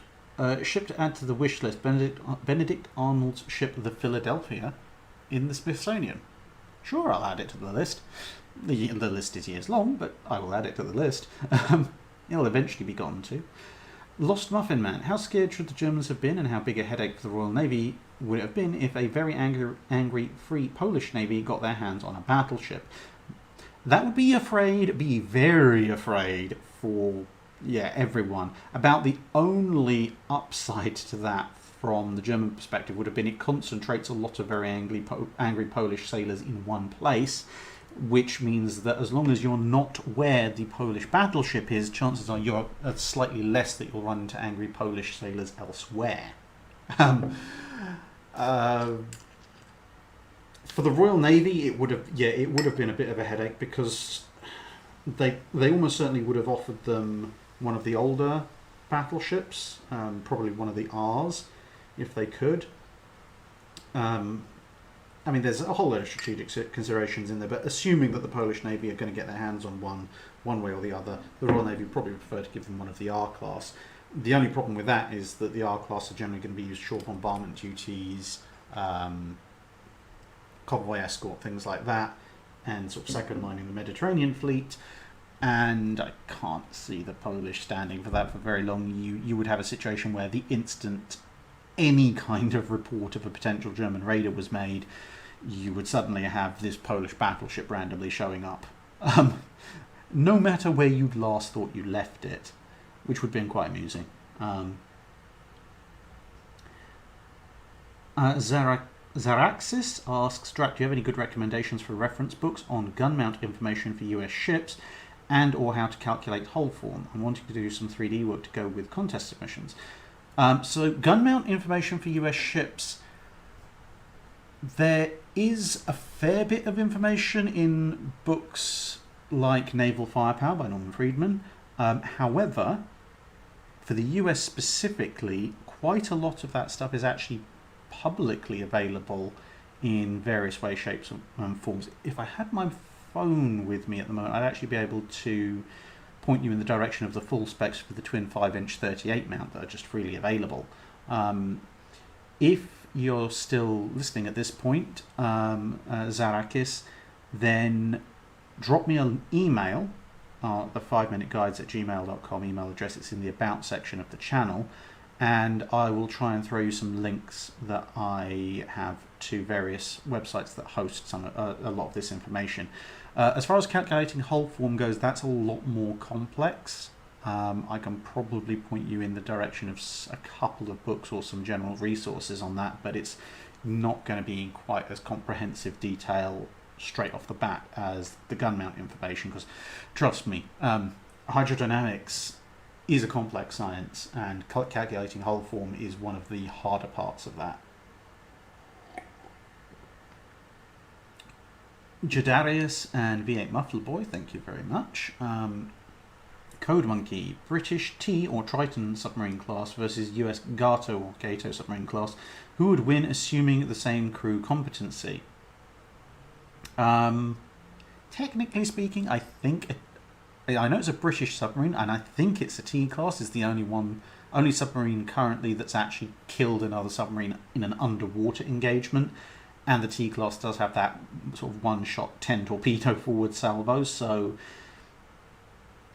yeah, if they're going for a submarine-on-submarine fight, the T class has a couple of historical advantages to it. But yeah, submarine versus submarine fights are not generally very pleasant or usually very successful in World War II environments. It's equally possible that one or the other catches the opposite number on the surface, and that's that.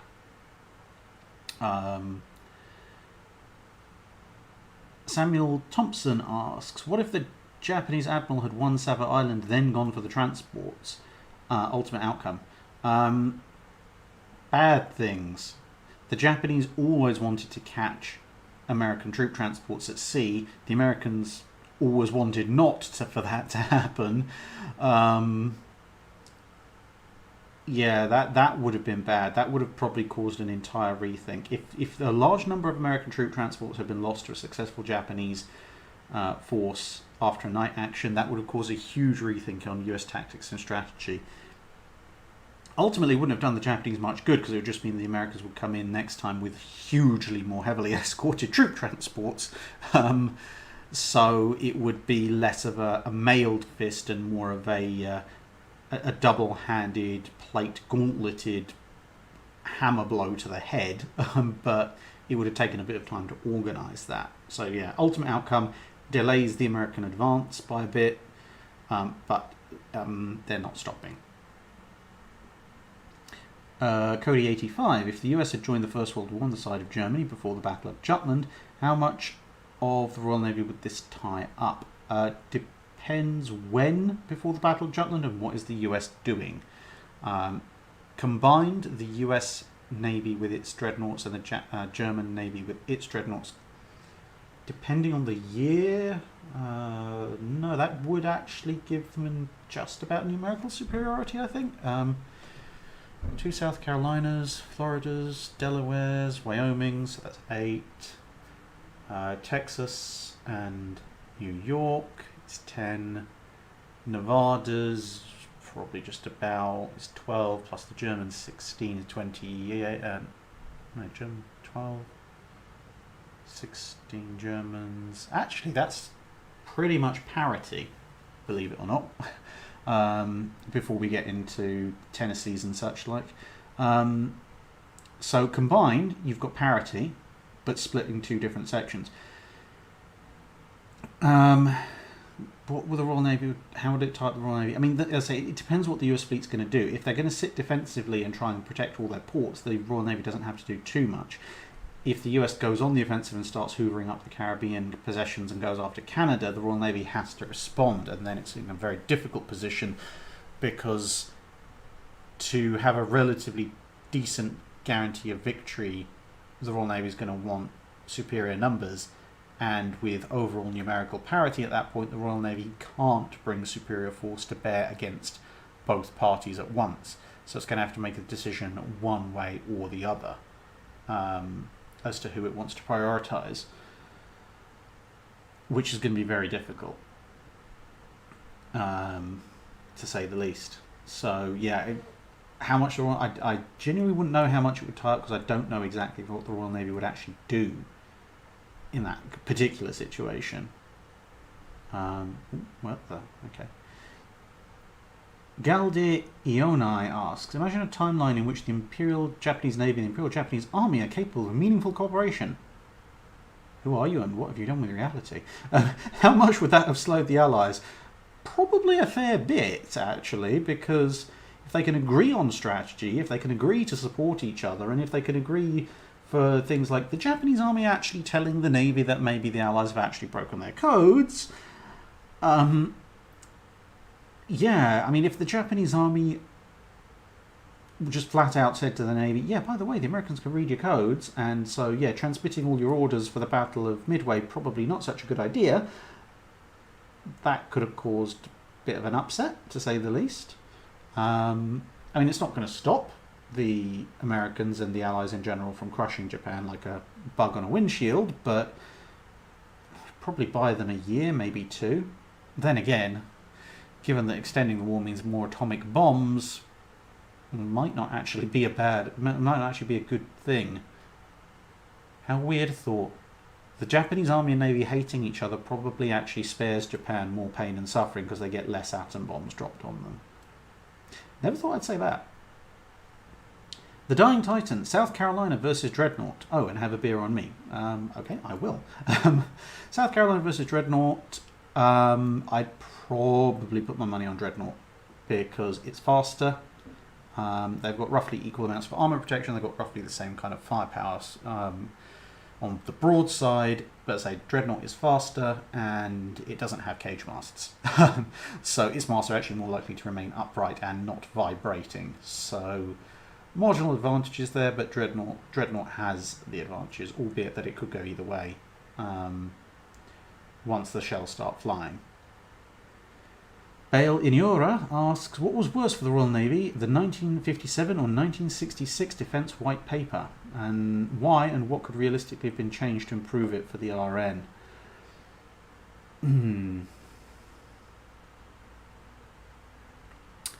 probably the one that caused the cancellation of CVA-01. Because up until that point, whilst it was drawing down from its World War II strength, the Royal Navy was still a global strategic force. It obviously wasn't going to be the same size as the US Navy. CVA-01 would have gone some way to redressing the balance of power in aircraft carrier terms in terms of individual hulls. Obviously, they weren't going to have as many, but it would have still allowed the Royal Navy to be a frontline, globally deployed heavy strike force. With the cancellation of that and its escorts and all the other systems that went into that,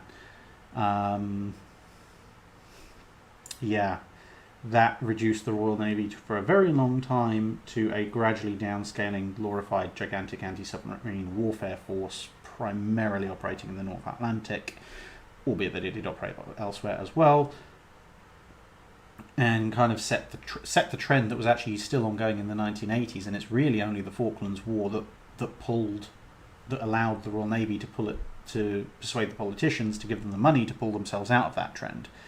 The fact that we have the Queen Elizabeth and Prince of Wales now, in a lot of ways, is a very long-term bit of fallout from the Falklands War.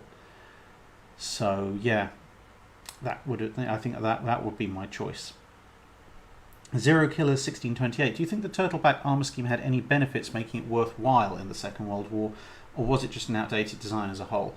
The Germans chose it for a reason. They thought they were going to have close-range fighting in the North Sea environments, and, well, the durability of Bismarck under fire in terms of not sinking is somewhat praiseworthy, but as I've said before, it made the ships far too easy to mission kill, and it also put them in the weird position of being the only battleship class in the Second World War where it could be sunk without a single shell penetrating the citadel, because it didn't have enough reserve buoyancy outside of the citadel. It also was massively intensive in terms of the amount of armour you had to devote to displacement. A lot of people quote, oh yeah, Bismarck devoted so much of a percentage of its hull displacement to armour. Yes, and for that it got a just over 12-inch belt. That's not very impressive. As I mentioned earlier, with Scharnhorst, the upper strake and angled turtleback is not a good idea against long-range plunging fire in the slightest, which is the general trend for battleship gunfire at the time. And yeah, various odd design choices within the overall armour scheme just made them far too easy to mission kill, because apart from anything else, when you're devoting so much armour to your rather complicated turtleback arrangement, it means that you can't devote quite as much armour to protecting your turrets, your fire control systems, etc., which means that they are in turn more likely to be knocked out. So yeah, if you're in a close range melee fight, there's something to be said for the turtleback armour scheme, but I really don't rate it all that much, because, as I said, staying afloat is not a great achievement when your mission and your ability to fight back and kill the enemy has been completely and utterly compromised. The Bismarck hull, as I've said before, I can do that in spring sharp for about 3,000 to 5,000 tons less with a better secondary battery layout and more effective armour scheme, using an all or nothing scheme with similar levels of protection. Or if you want me to build to the Bismarck's actual displacement using an all or nothing armour scheme, you can actually build something that's far better protected flat out.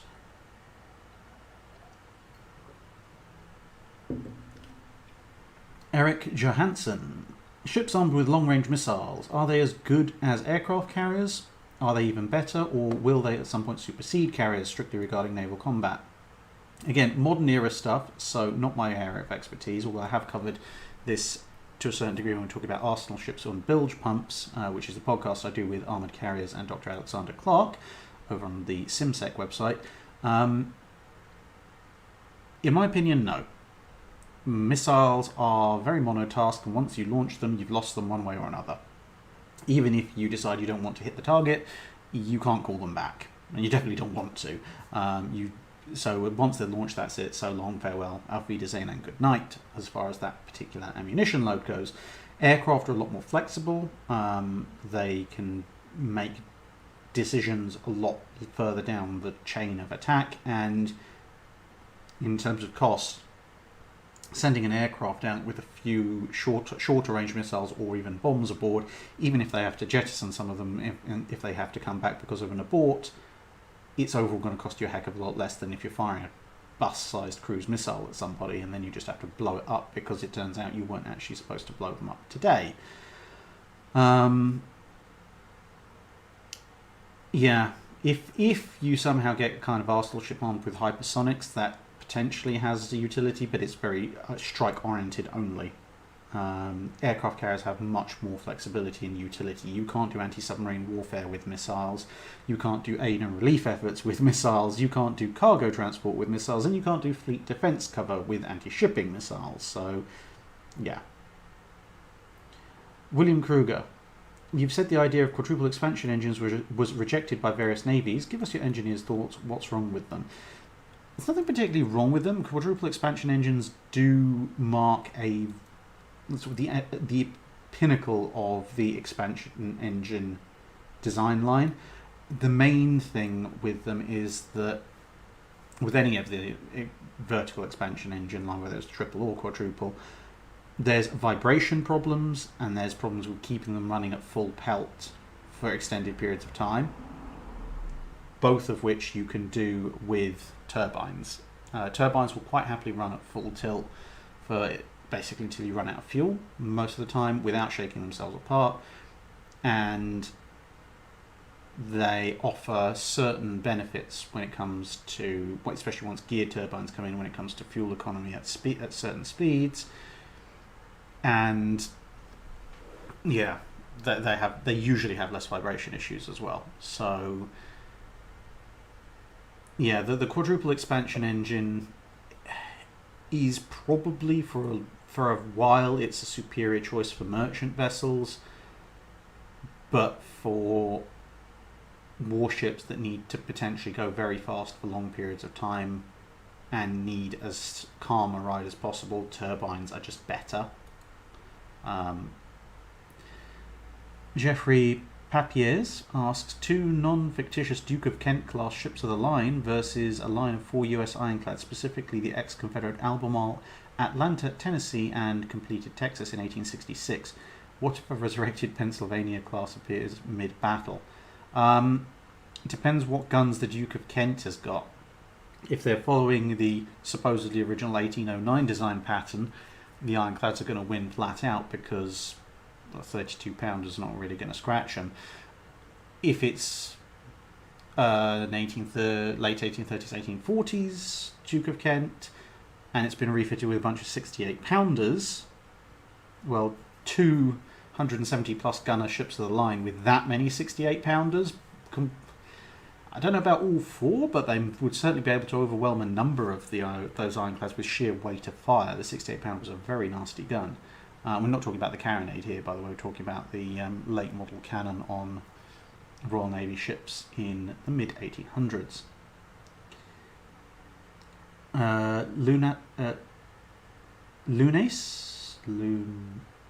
Lunake, I think. Lunake? I see your swordfish model there. Yay. And started wondering, what is your favourite naval aircraft of the 20th century? Not specifically military.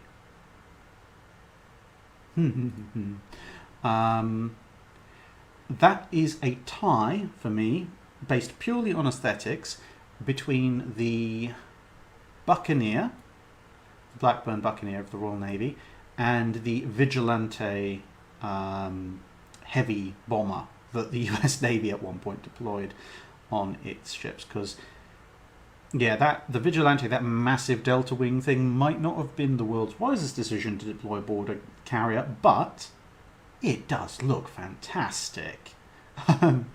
So yeah, aesthetics, it would be a split between those two. I just, with the Buccaneer, it also has some really nice aesthetics, and I just love the rotating bomb bay. It's very not quite sci-fi, but it just looks really futuristic with a little rotating bomb bay. Ow. Sorry, that where I managed to shoot myself still hurts. just as well it didn't hit about half an inch lower. I might have lost a tooth.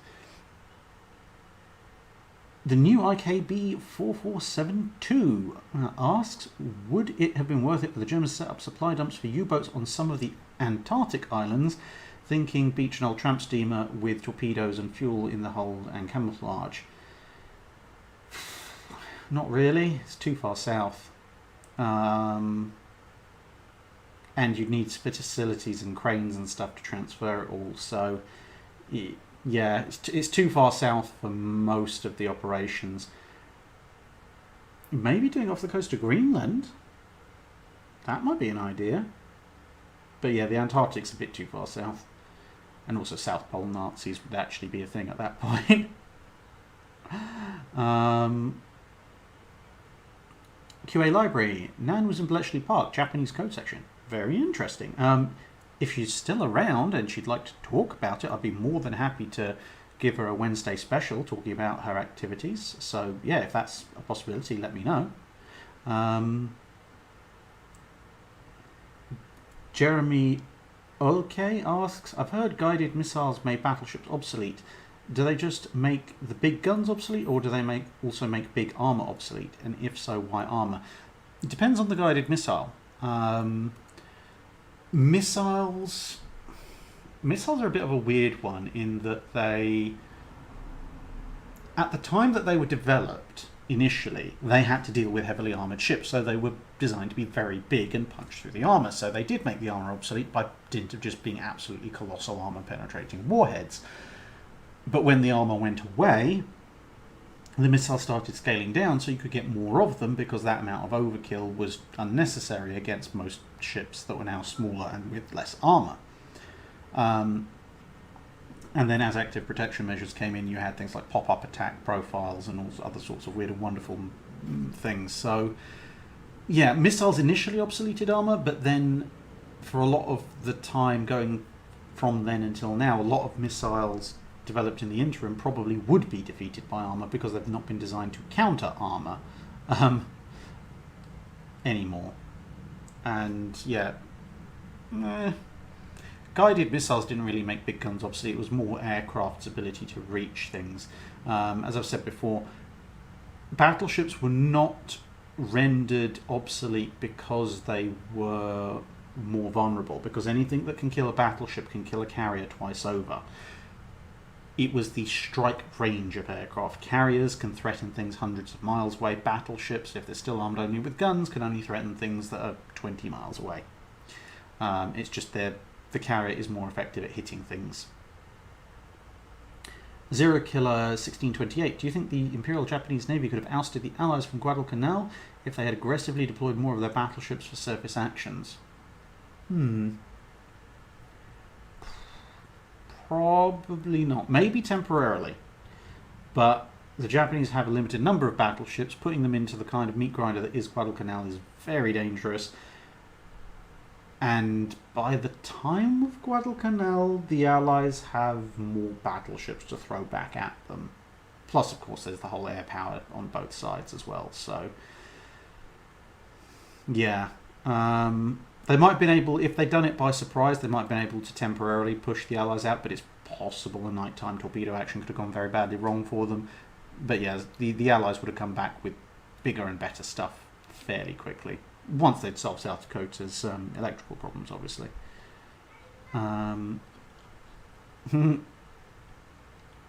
Andreas Gilch and Jeffrey Papier sending emotes, that's very kind.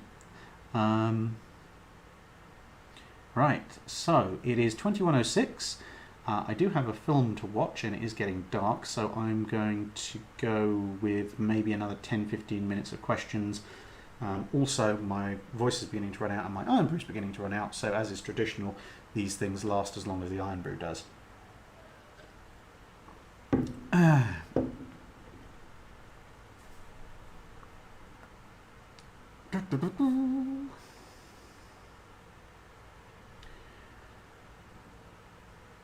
Coltax 100, Drakinifel, how powerful would a 16-inch King George V class be in World War II? That's basically a Lion. So, yeah, that would have been interesting. 16-inch, well, Proto-Lion, well, it's got the advantage over practically everything other than Yamato that it's going to end up facing, with the sole exception of speed. I mean, the Littorios and the Bismarcks would be faster, but they wouldn't be as heavily protected, and they now also wouldn't have heavier firepower in terms of their guns if the British managed to get the new 16-inch 45 working properly.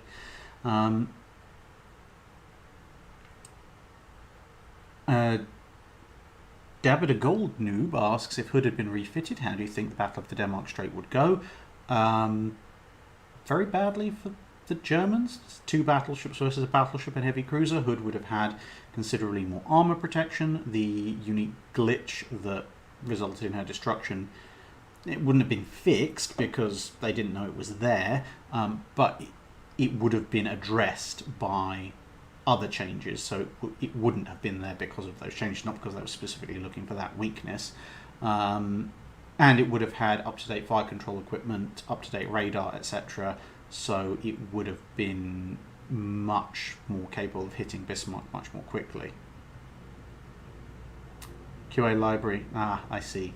My condolences on that. Ronan Snyder, any preview of Armchair Admiral subjects to be discussed or NDA? I don't actually know if I'm under any kind of NDA for that. I shall have to ask them and find out. If so, then I might give spoilers. But I will have to check first.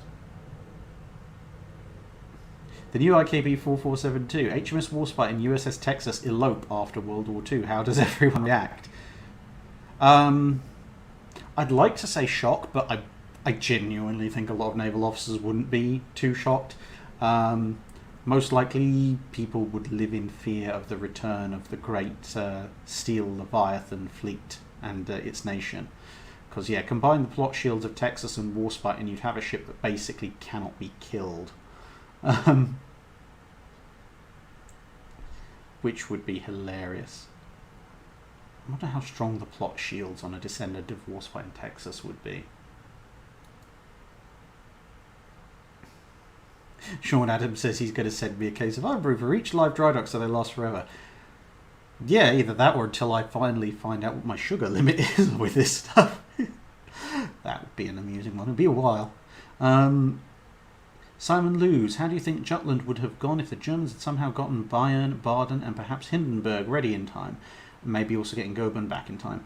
Bayern and Baden wouldn't have affected the outcome all that much because the situation Scheer found himself in would have been impossible to deal with anyway. Hindenburg and possibly Goeben, that does change things because with Hindenburg and Goeben present, with that number of ships present, you might actually find BT persuaded to actually keep the 5th Battle Squadron a little closer, which would have led to a rather interesting run to the south. But assuming BT acts like he did historically, he's now going into the fight outnumbered, and quite considerably at that, when you consider the capabilities of something like Indefatigable. That's probably not going to end well at all. Whether or not insufficient BT ships survive to come back is questionable. That could have gone really badly. I mean, it's probably not overall going to change the general outcome of Jutland, as I say, because the ground fleet just still has that overall crushing superiority, and if it makes the right deployment call, the Germans have to leave. But post Jutland, if most of the battle cruiser force has been shot to pieces and the Germans still have most of theirs, that will affect the strategic balance of power quite considerably.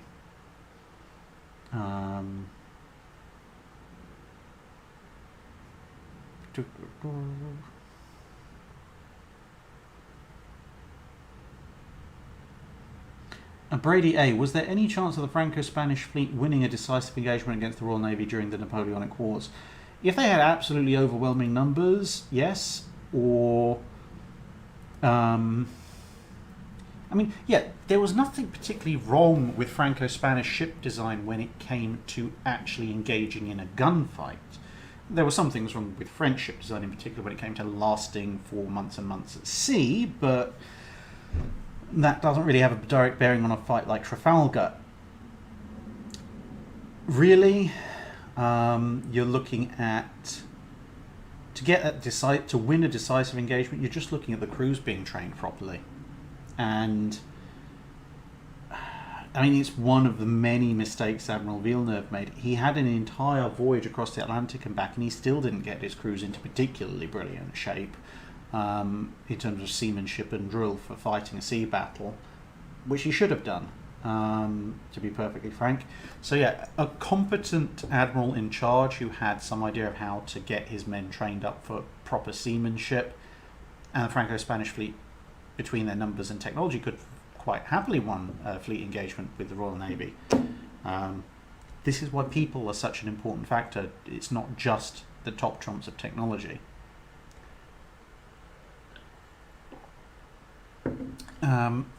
Scooter GSP, why is it that blimps do not receive as much recognition for their anti-submarine contributions, considering how effective they were at the job? Because it's not particularly glamorous or exciting compared to merchant aircraft carriers, catapult fighters and such like. People like to glorify the exciting bits. And also, to be perfectly fair, a lot of what the blimps did was deterrence. So deterrence is, again, it's if you successfully deter something from happening, then the thing doesn't happen. If the thing doesn't happen, then is anyone really going to write about you apart from specialists who will appreciate what you actually did? Simon H. Drakeneva, when will you be covering the British World War I submarines? My great-grandfather served on an E-class. At some point. I don't know where they are on the list, but I know the E-class's exploits and World War I submarine exploits in general are on the list to cover at some point in a Wednesday special. It's probably going to be next year at this point, because I have probably 2 or 3 months worth of scripts and recordings and collaborations backed up now once Jutland is done, which is probably going to last me through the rest of the year. Jeffrey Papiers, if Germany entered World War II with 5 15-inch gun Scharnhorsts, 8 Hippers and 2 Mainz derivatives, how much of a bigger threat would they have been? Hugely. 15-inch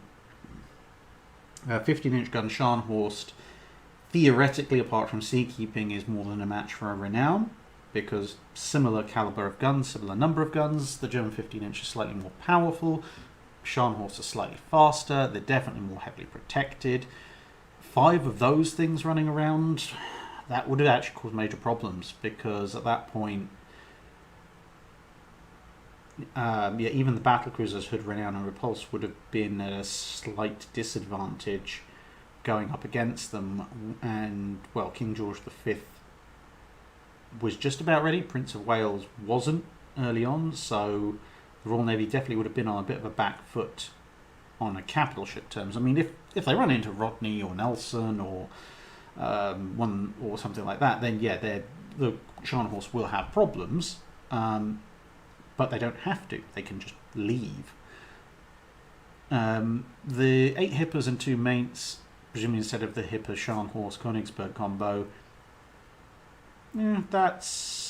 it's more of a concern, but heavy cruisers the Royal Navy can deal with, they have just more of them, and the older battleships and such are very effective against them. It's though if the Germans had 5 15-inch armed Scharnhorsts, that would have been causing a lot of headaches, and almost certainly would have seen the Lions completed and the King George V accelerated.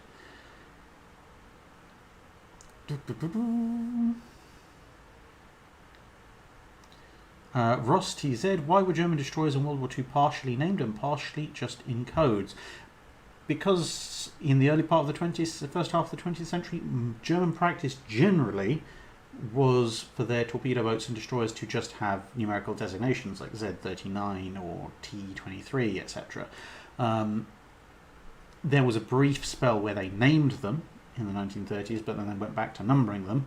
So yeah, it was just a quirk of naval design and particular choices that were made at the time. Nowadays they all have names, but there's a lot fewer of them, so they can afford to, I guess.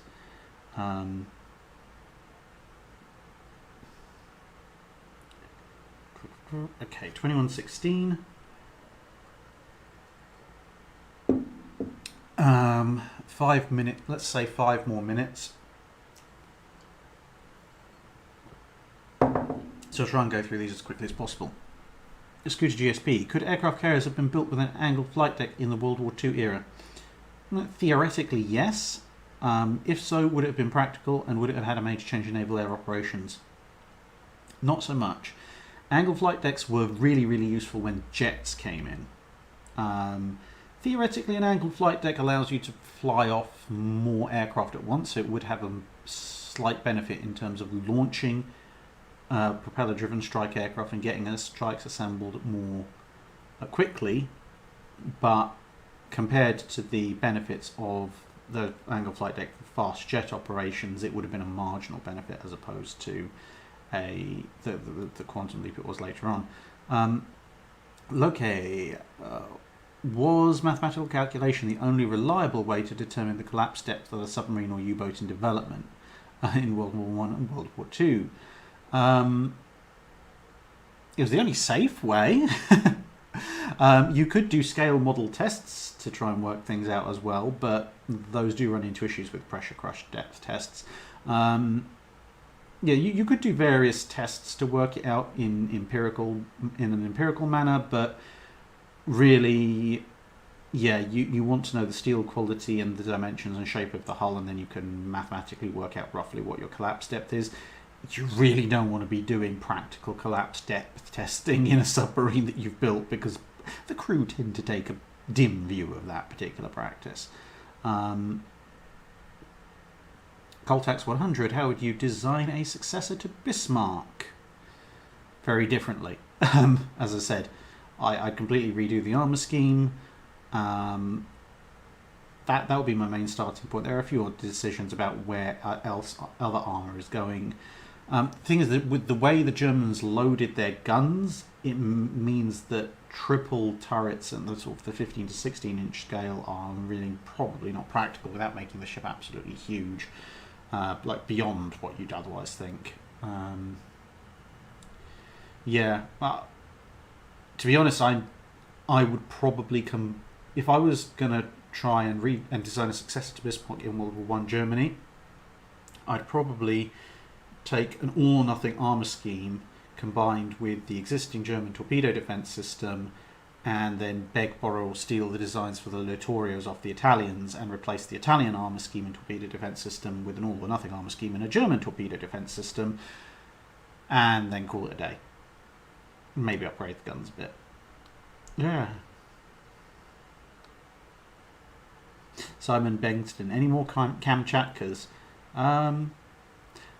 I should maybe look into commissioning a model of Kamchatka at some point, and then maybe replicating it if it proves relatively easy to do. Ryan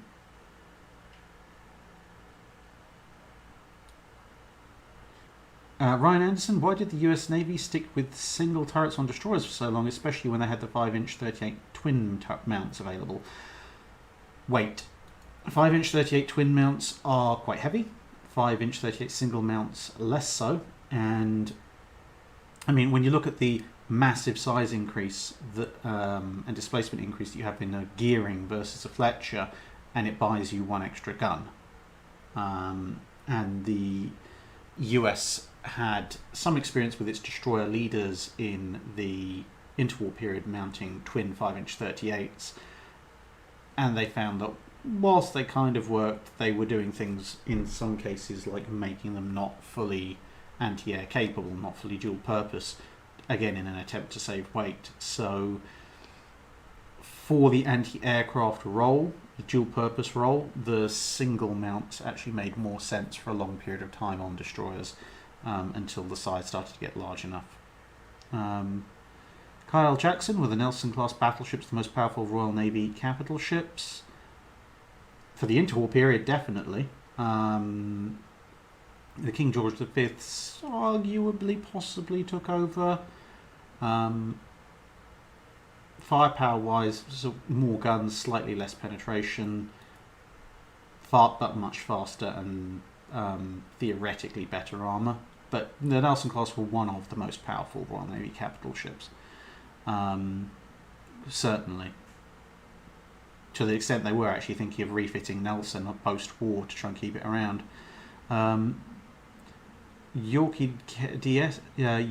Key KDS. Any plans on doing a video for the life and times of Thomas Cochrane like you are for Nelson? At some point.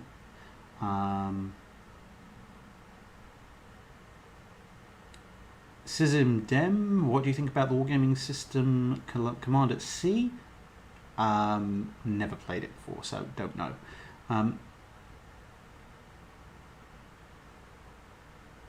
Scooter GSP, how does one meet and marry a woman that not only will tolerate one's extremely nerdy endeavours, but will from time to time even participate?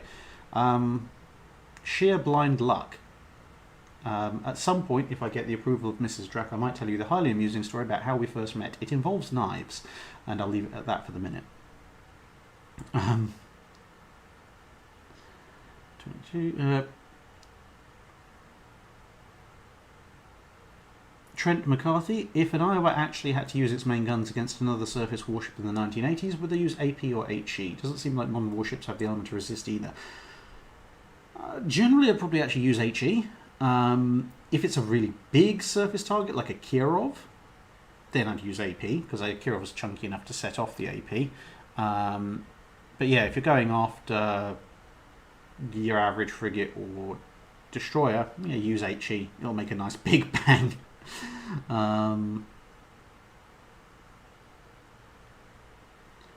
Arctic, did the Imperial Japanese Navy ever consider hitting Panama during World War II, or was it completely outside the range of their ships? They thought about doing it with the I-400s at one point, with the aircraft. They thought about it quite a bit. The range was a problem, and the viability of it was also a bit of an issue, because the US went super paranoid over the Panama Canal very quickly. So there were a lot of defences built up very fast. Realistically speaking, if the Japanese wanted to go after the Panama Canal, they should have done so at the same time with submarines and torpedoes, gone after it about the same time they went after Pearl Harbor itself. Okay, 1 minute. Some HMS Javelin. Ever planning on doing a video for the Royal Navy's JK and N class destroyers? Yes, at some point. Coltax. Has Warspite plot armour? Yes, it does. Dan Gaforian, can I direct message you a scenario in Discord for possible wargaming? Sure, might take me a day or two to respond. Wow, this is going really fast. Direct, you own a boat. This one? It's probably about the biggest.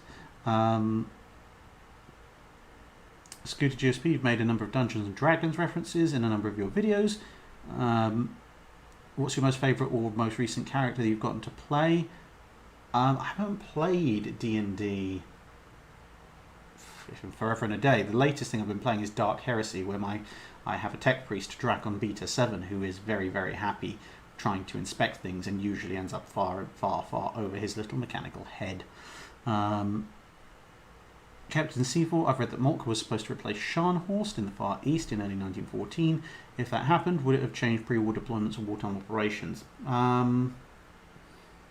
Possibly not, because if it had gone to the Far East, HMAS Australia would have been considered a match for it, especially considering the Congos would have been in the offing.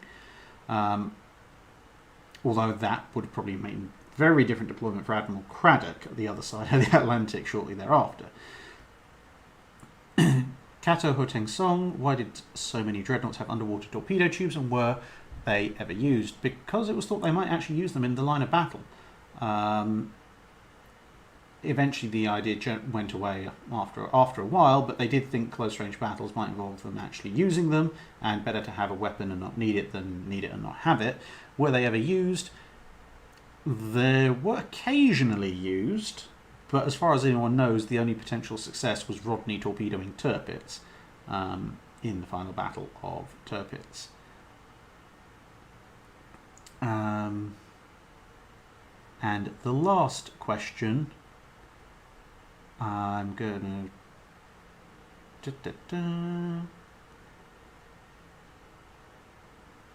to pick for the very, very last question.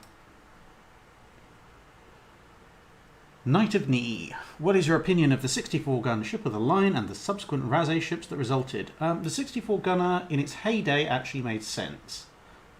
It would kind of occupied the place of the 74-gunner would occupy in the classic Age of Sail with the Napoleonic wars. it was a pretty nice, compact, relatively cheap but relatively powerful ship for its day. It's just that its day came and went and was kind of mostly but not entirely gone by the Napoleonic War era. The Razé ships that resulted were actually very nice. Razés of 64s and 74s were very nice ships indeed, because they had the whole strength of a ship of the line, they had the main deck firepower of a ship of the line, they had the sails and masts of a ship of the line, which could propel them along at great speed because they no longer had the weight of a ship of the line. It was a little bit of an expensive way of making heavy frigates, to be fair, but at the same time, especially with the 64s, it was a way of getting a very, very useful ship out of a ship that maybe surpassed its use-by date in a lot of respects. So yes, there's that. And I think with just over 2 hours worth of, how long has this thing been going for? 2 hours and 15 minutes. I'm going to call it a day then, because I am out of iron brew. And it's also quite dark. I can't actually see much beyond the little pool of light. I hope you like the new setup. I can add various bits of naval memorabilia to it as we go. Sorry if I didn't get to your questions. As time goes on, I might start, because this is part of the Patreon Drydock section. I might start doing sort of middle of the month live streams where I'll purely be taking questions from chat. Once I've got caught up on my video making schedule, because of course between my PC breaking and the surgery, which I am recovering from relatively well so far, that has put me a bit behind schedule. So we shall have to see how that goes. And yeah, who knows? End of summer, might be able to start doing 2 live streams a month. And so yeah, thank you very much for tuning in. Thank you to everyone who asked questions, and hopefully at some point I might even be able to answer some of them. So I will end the stream now if I can find where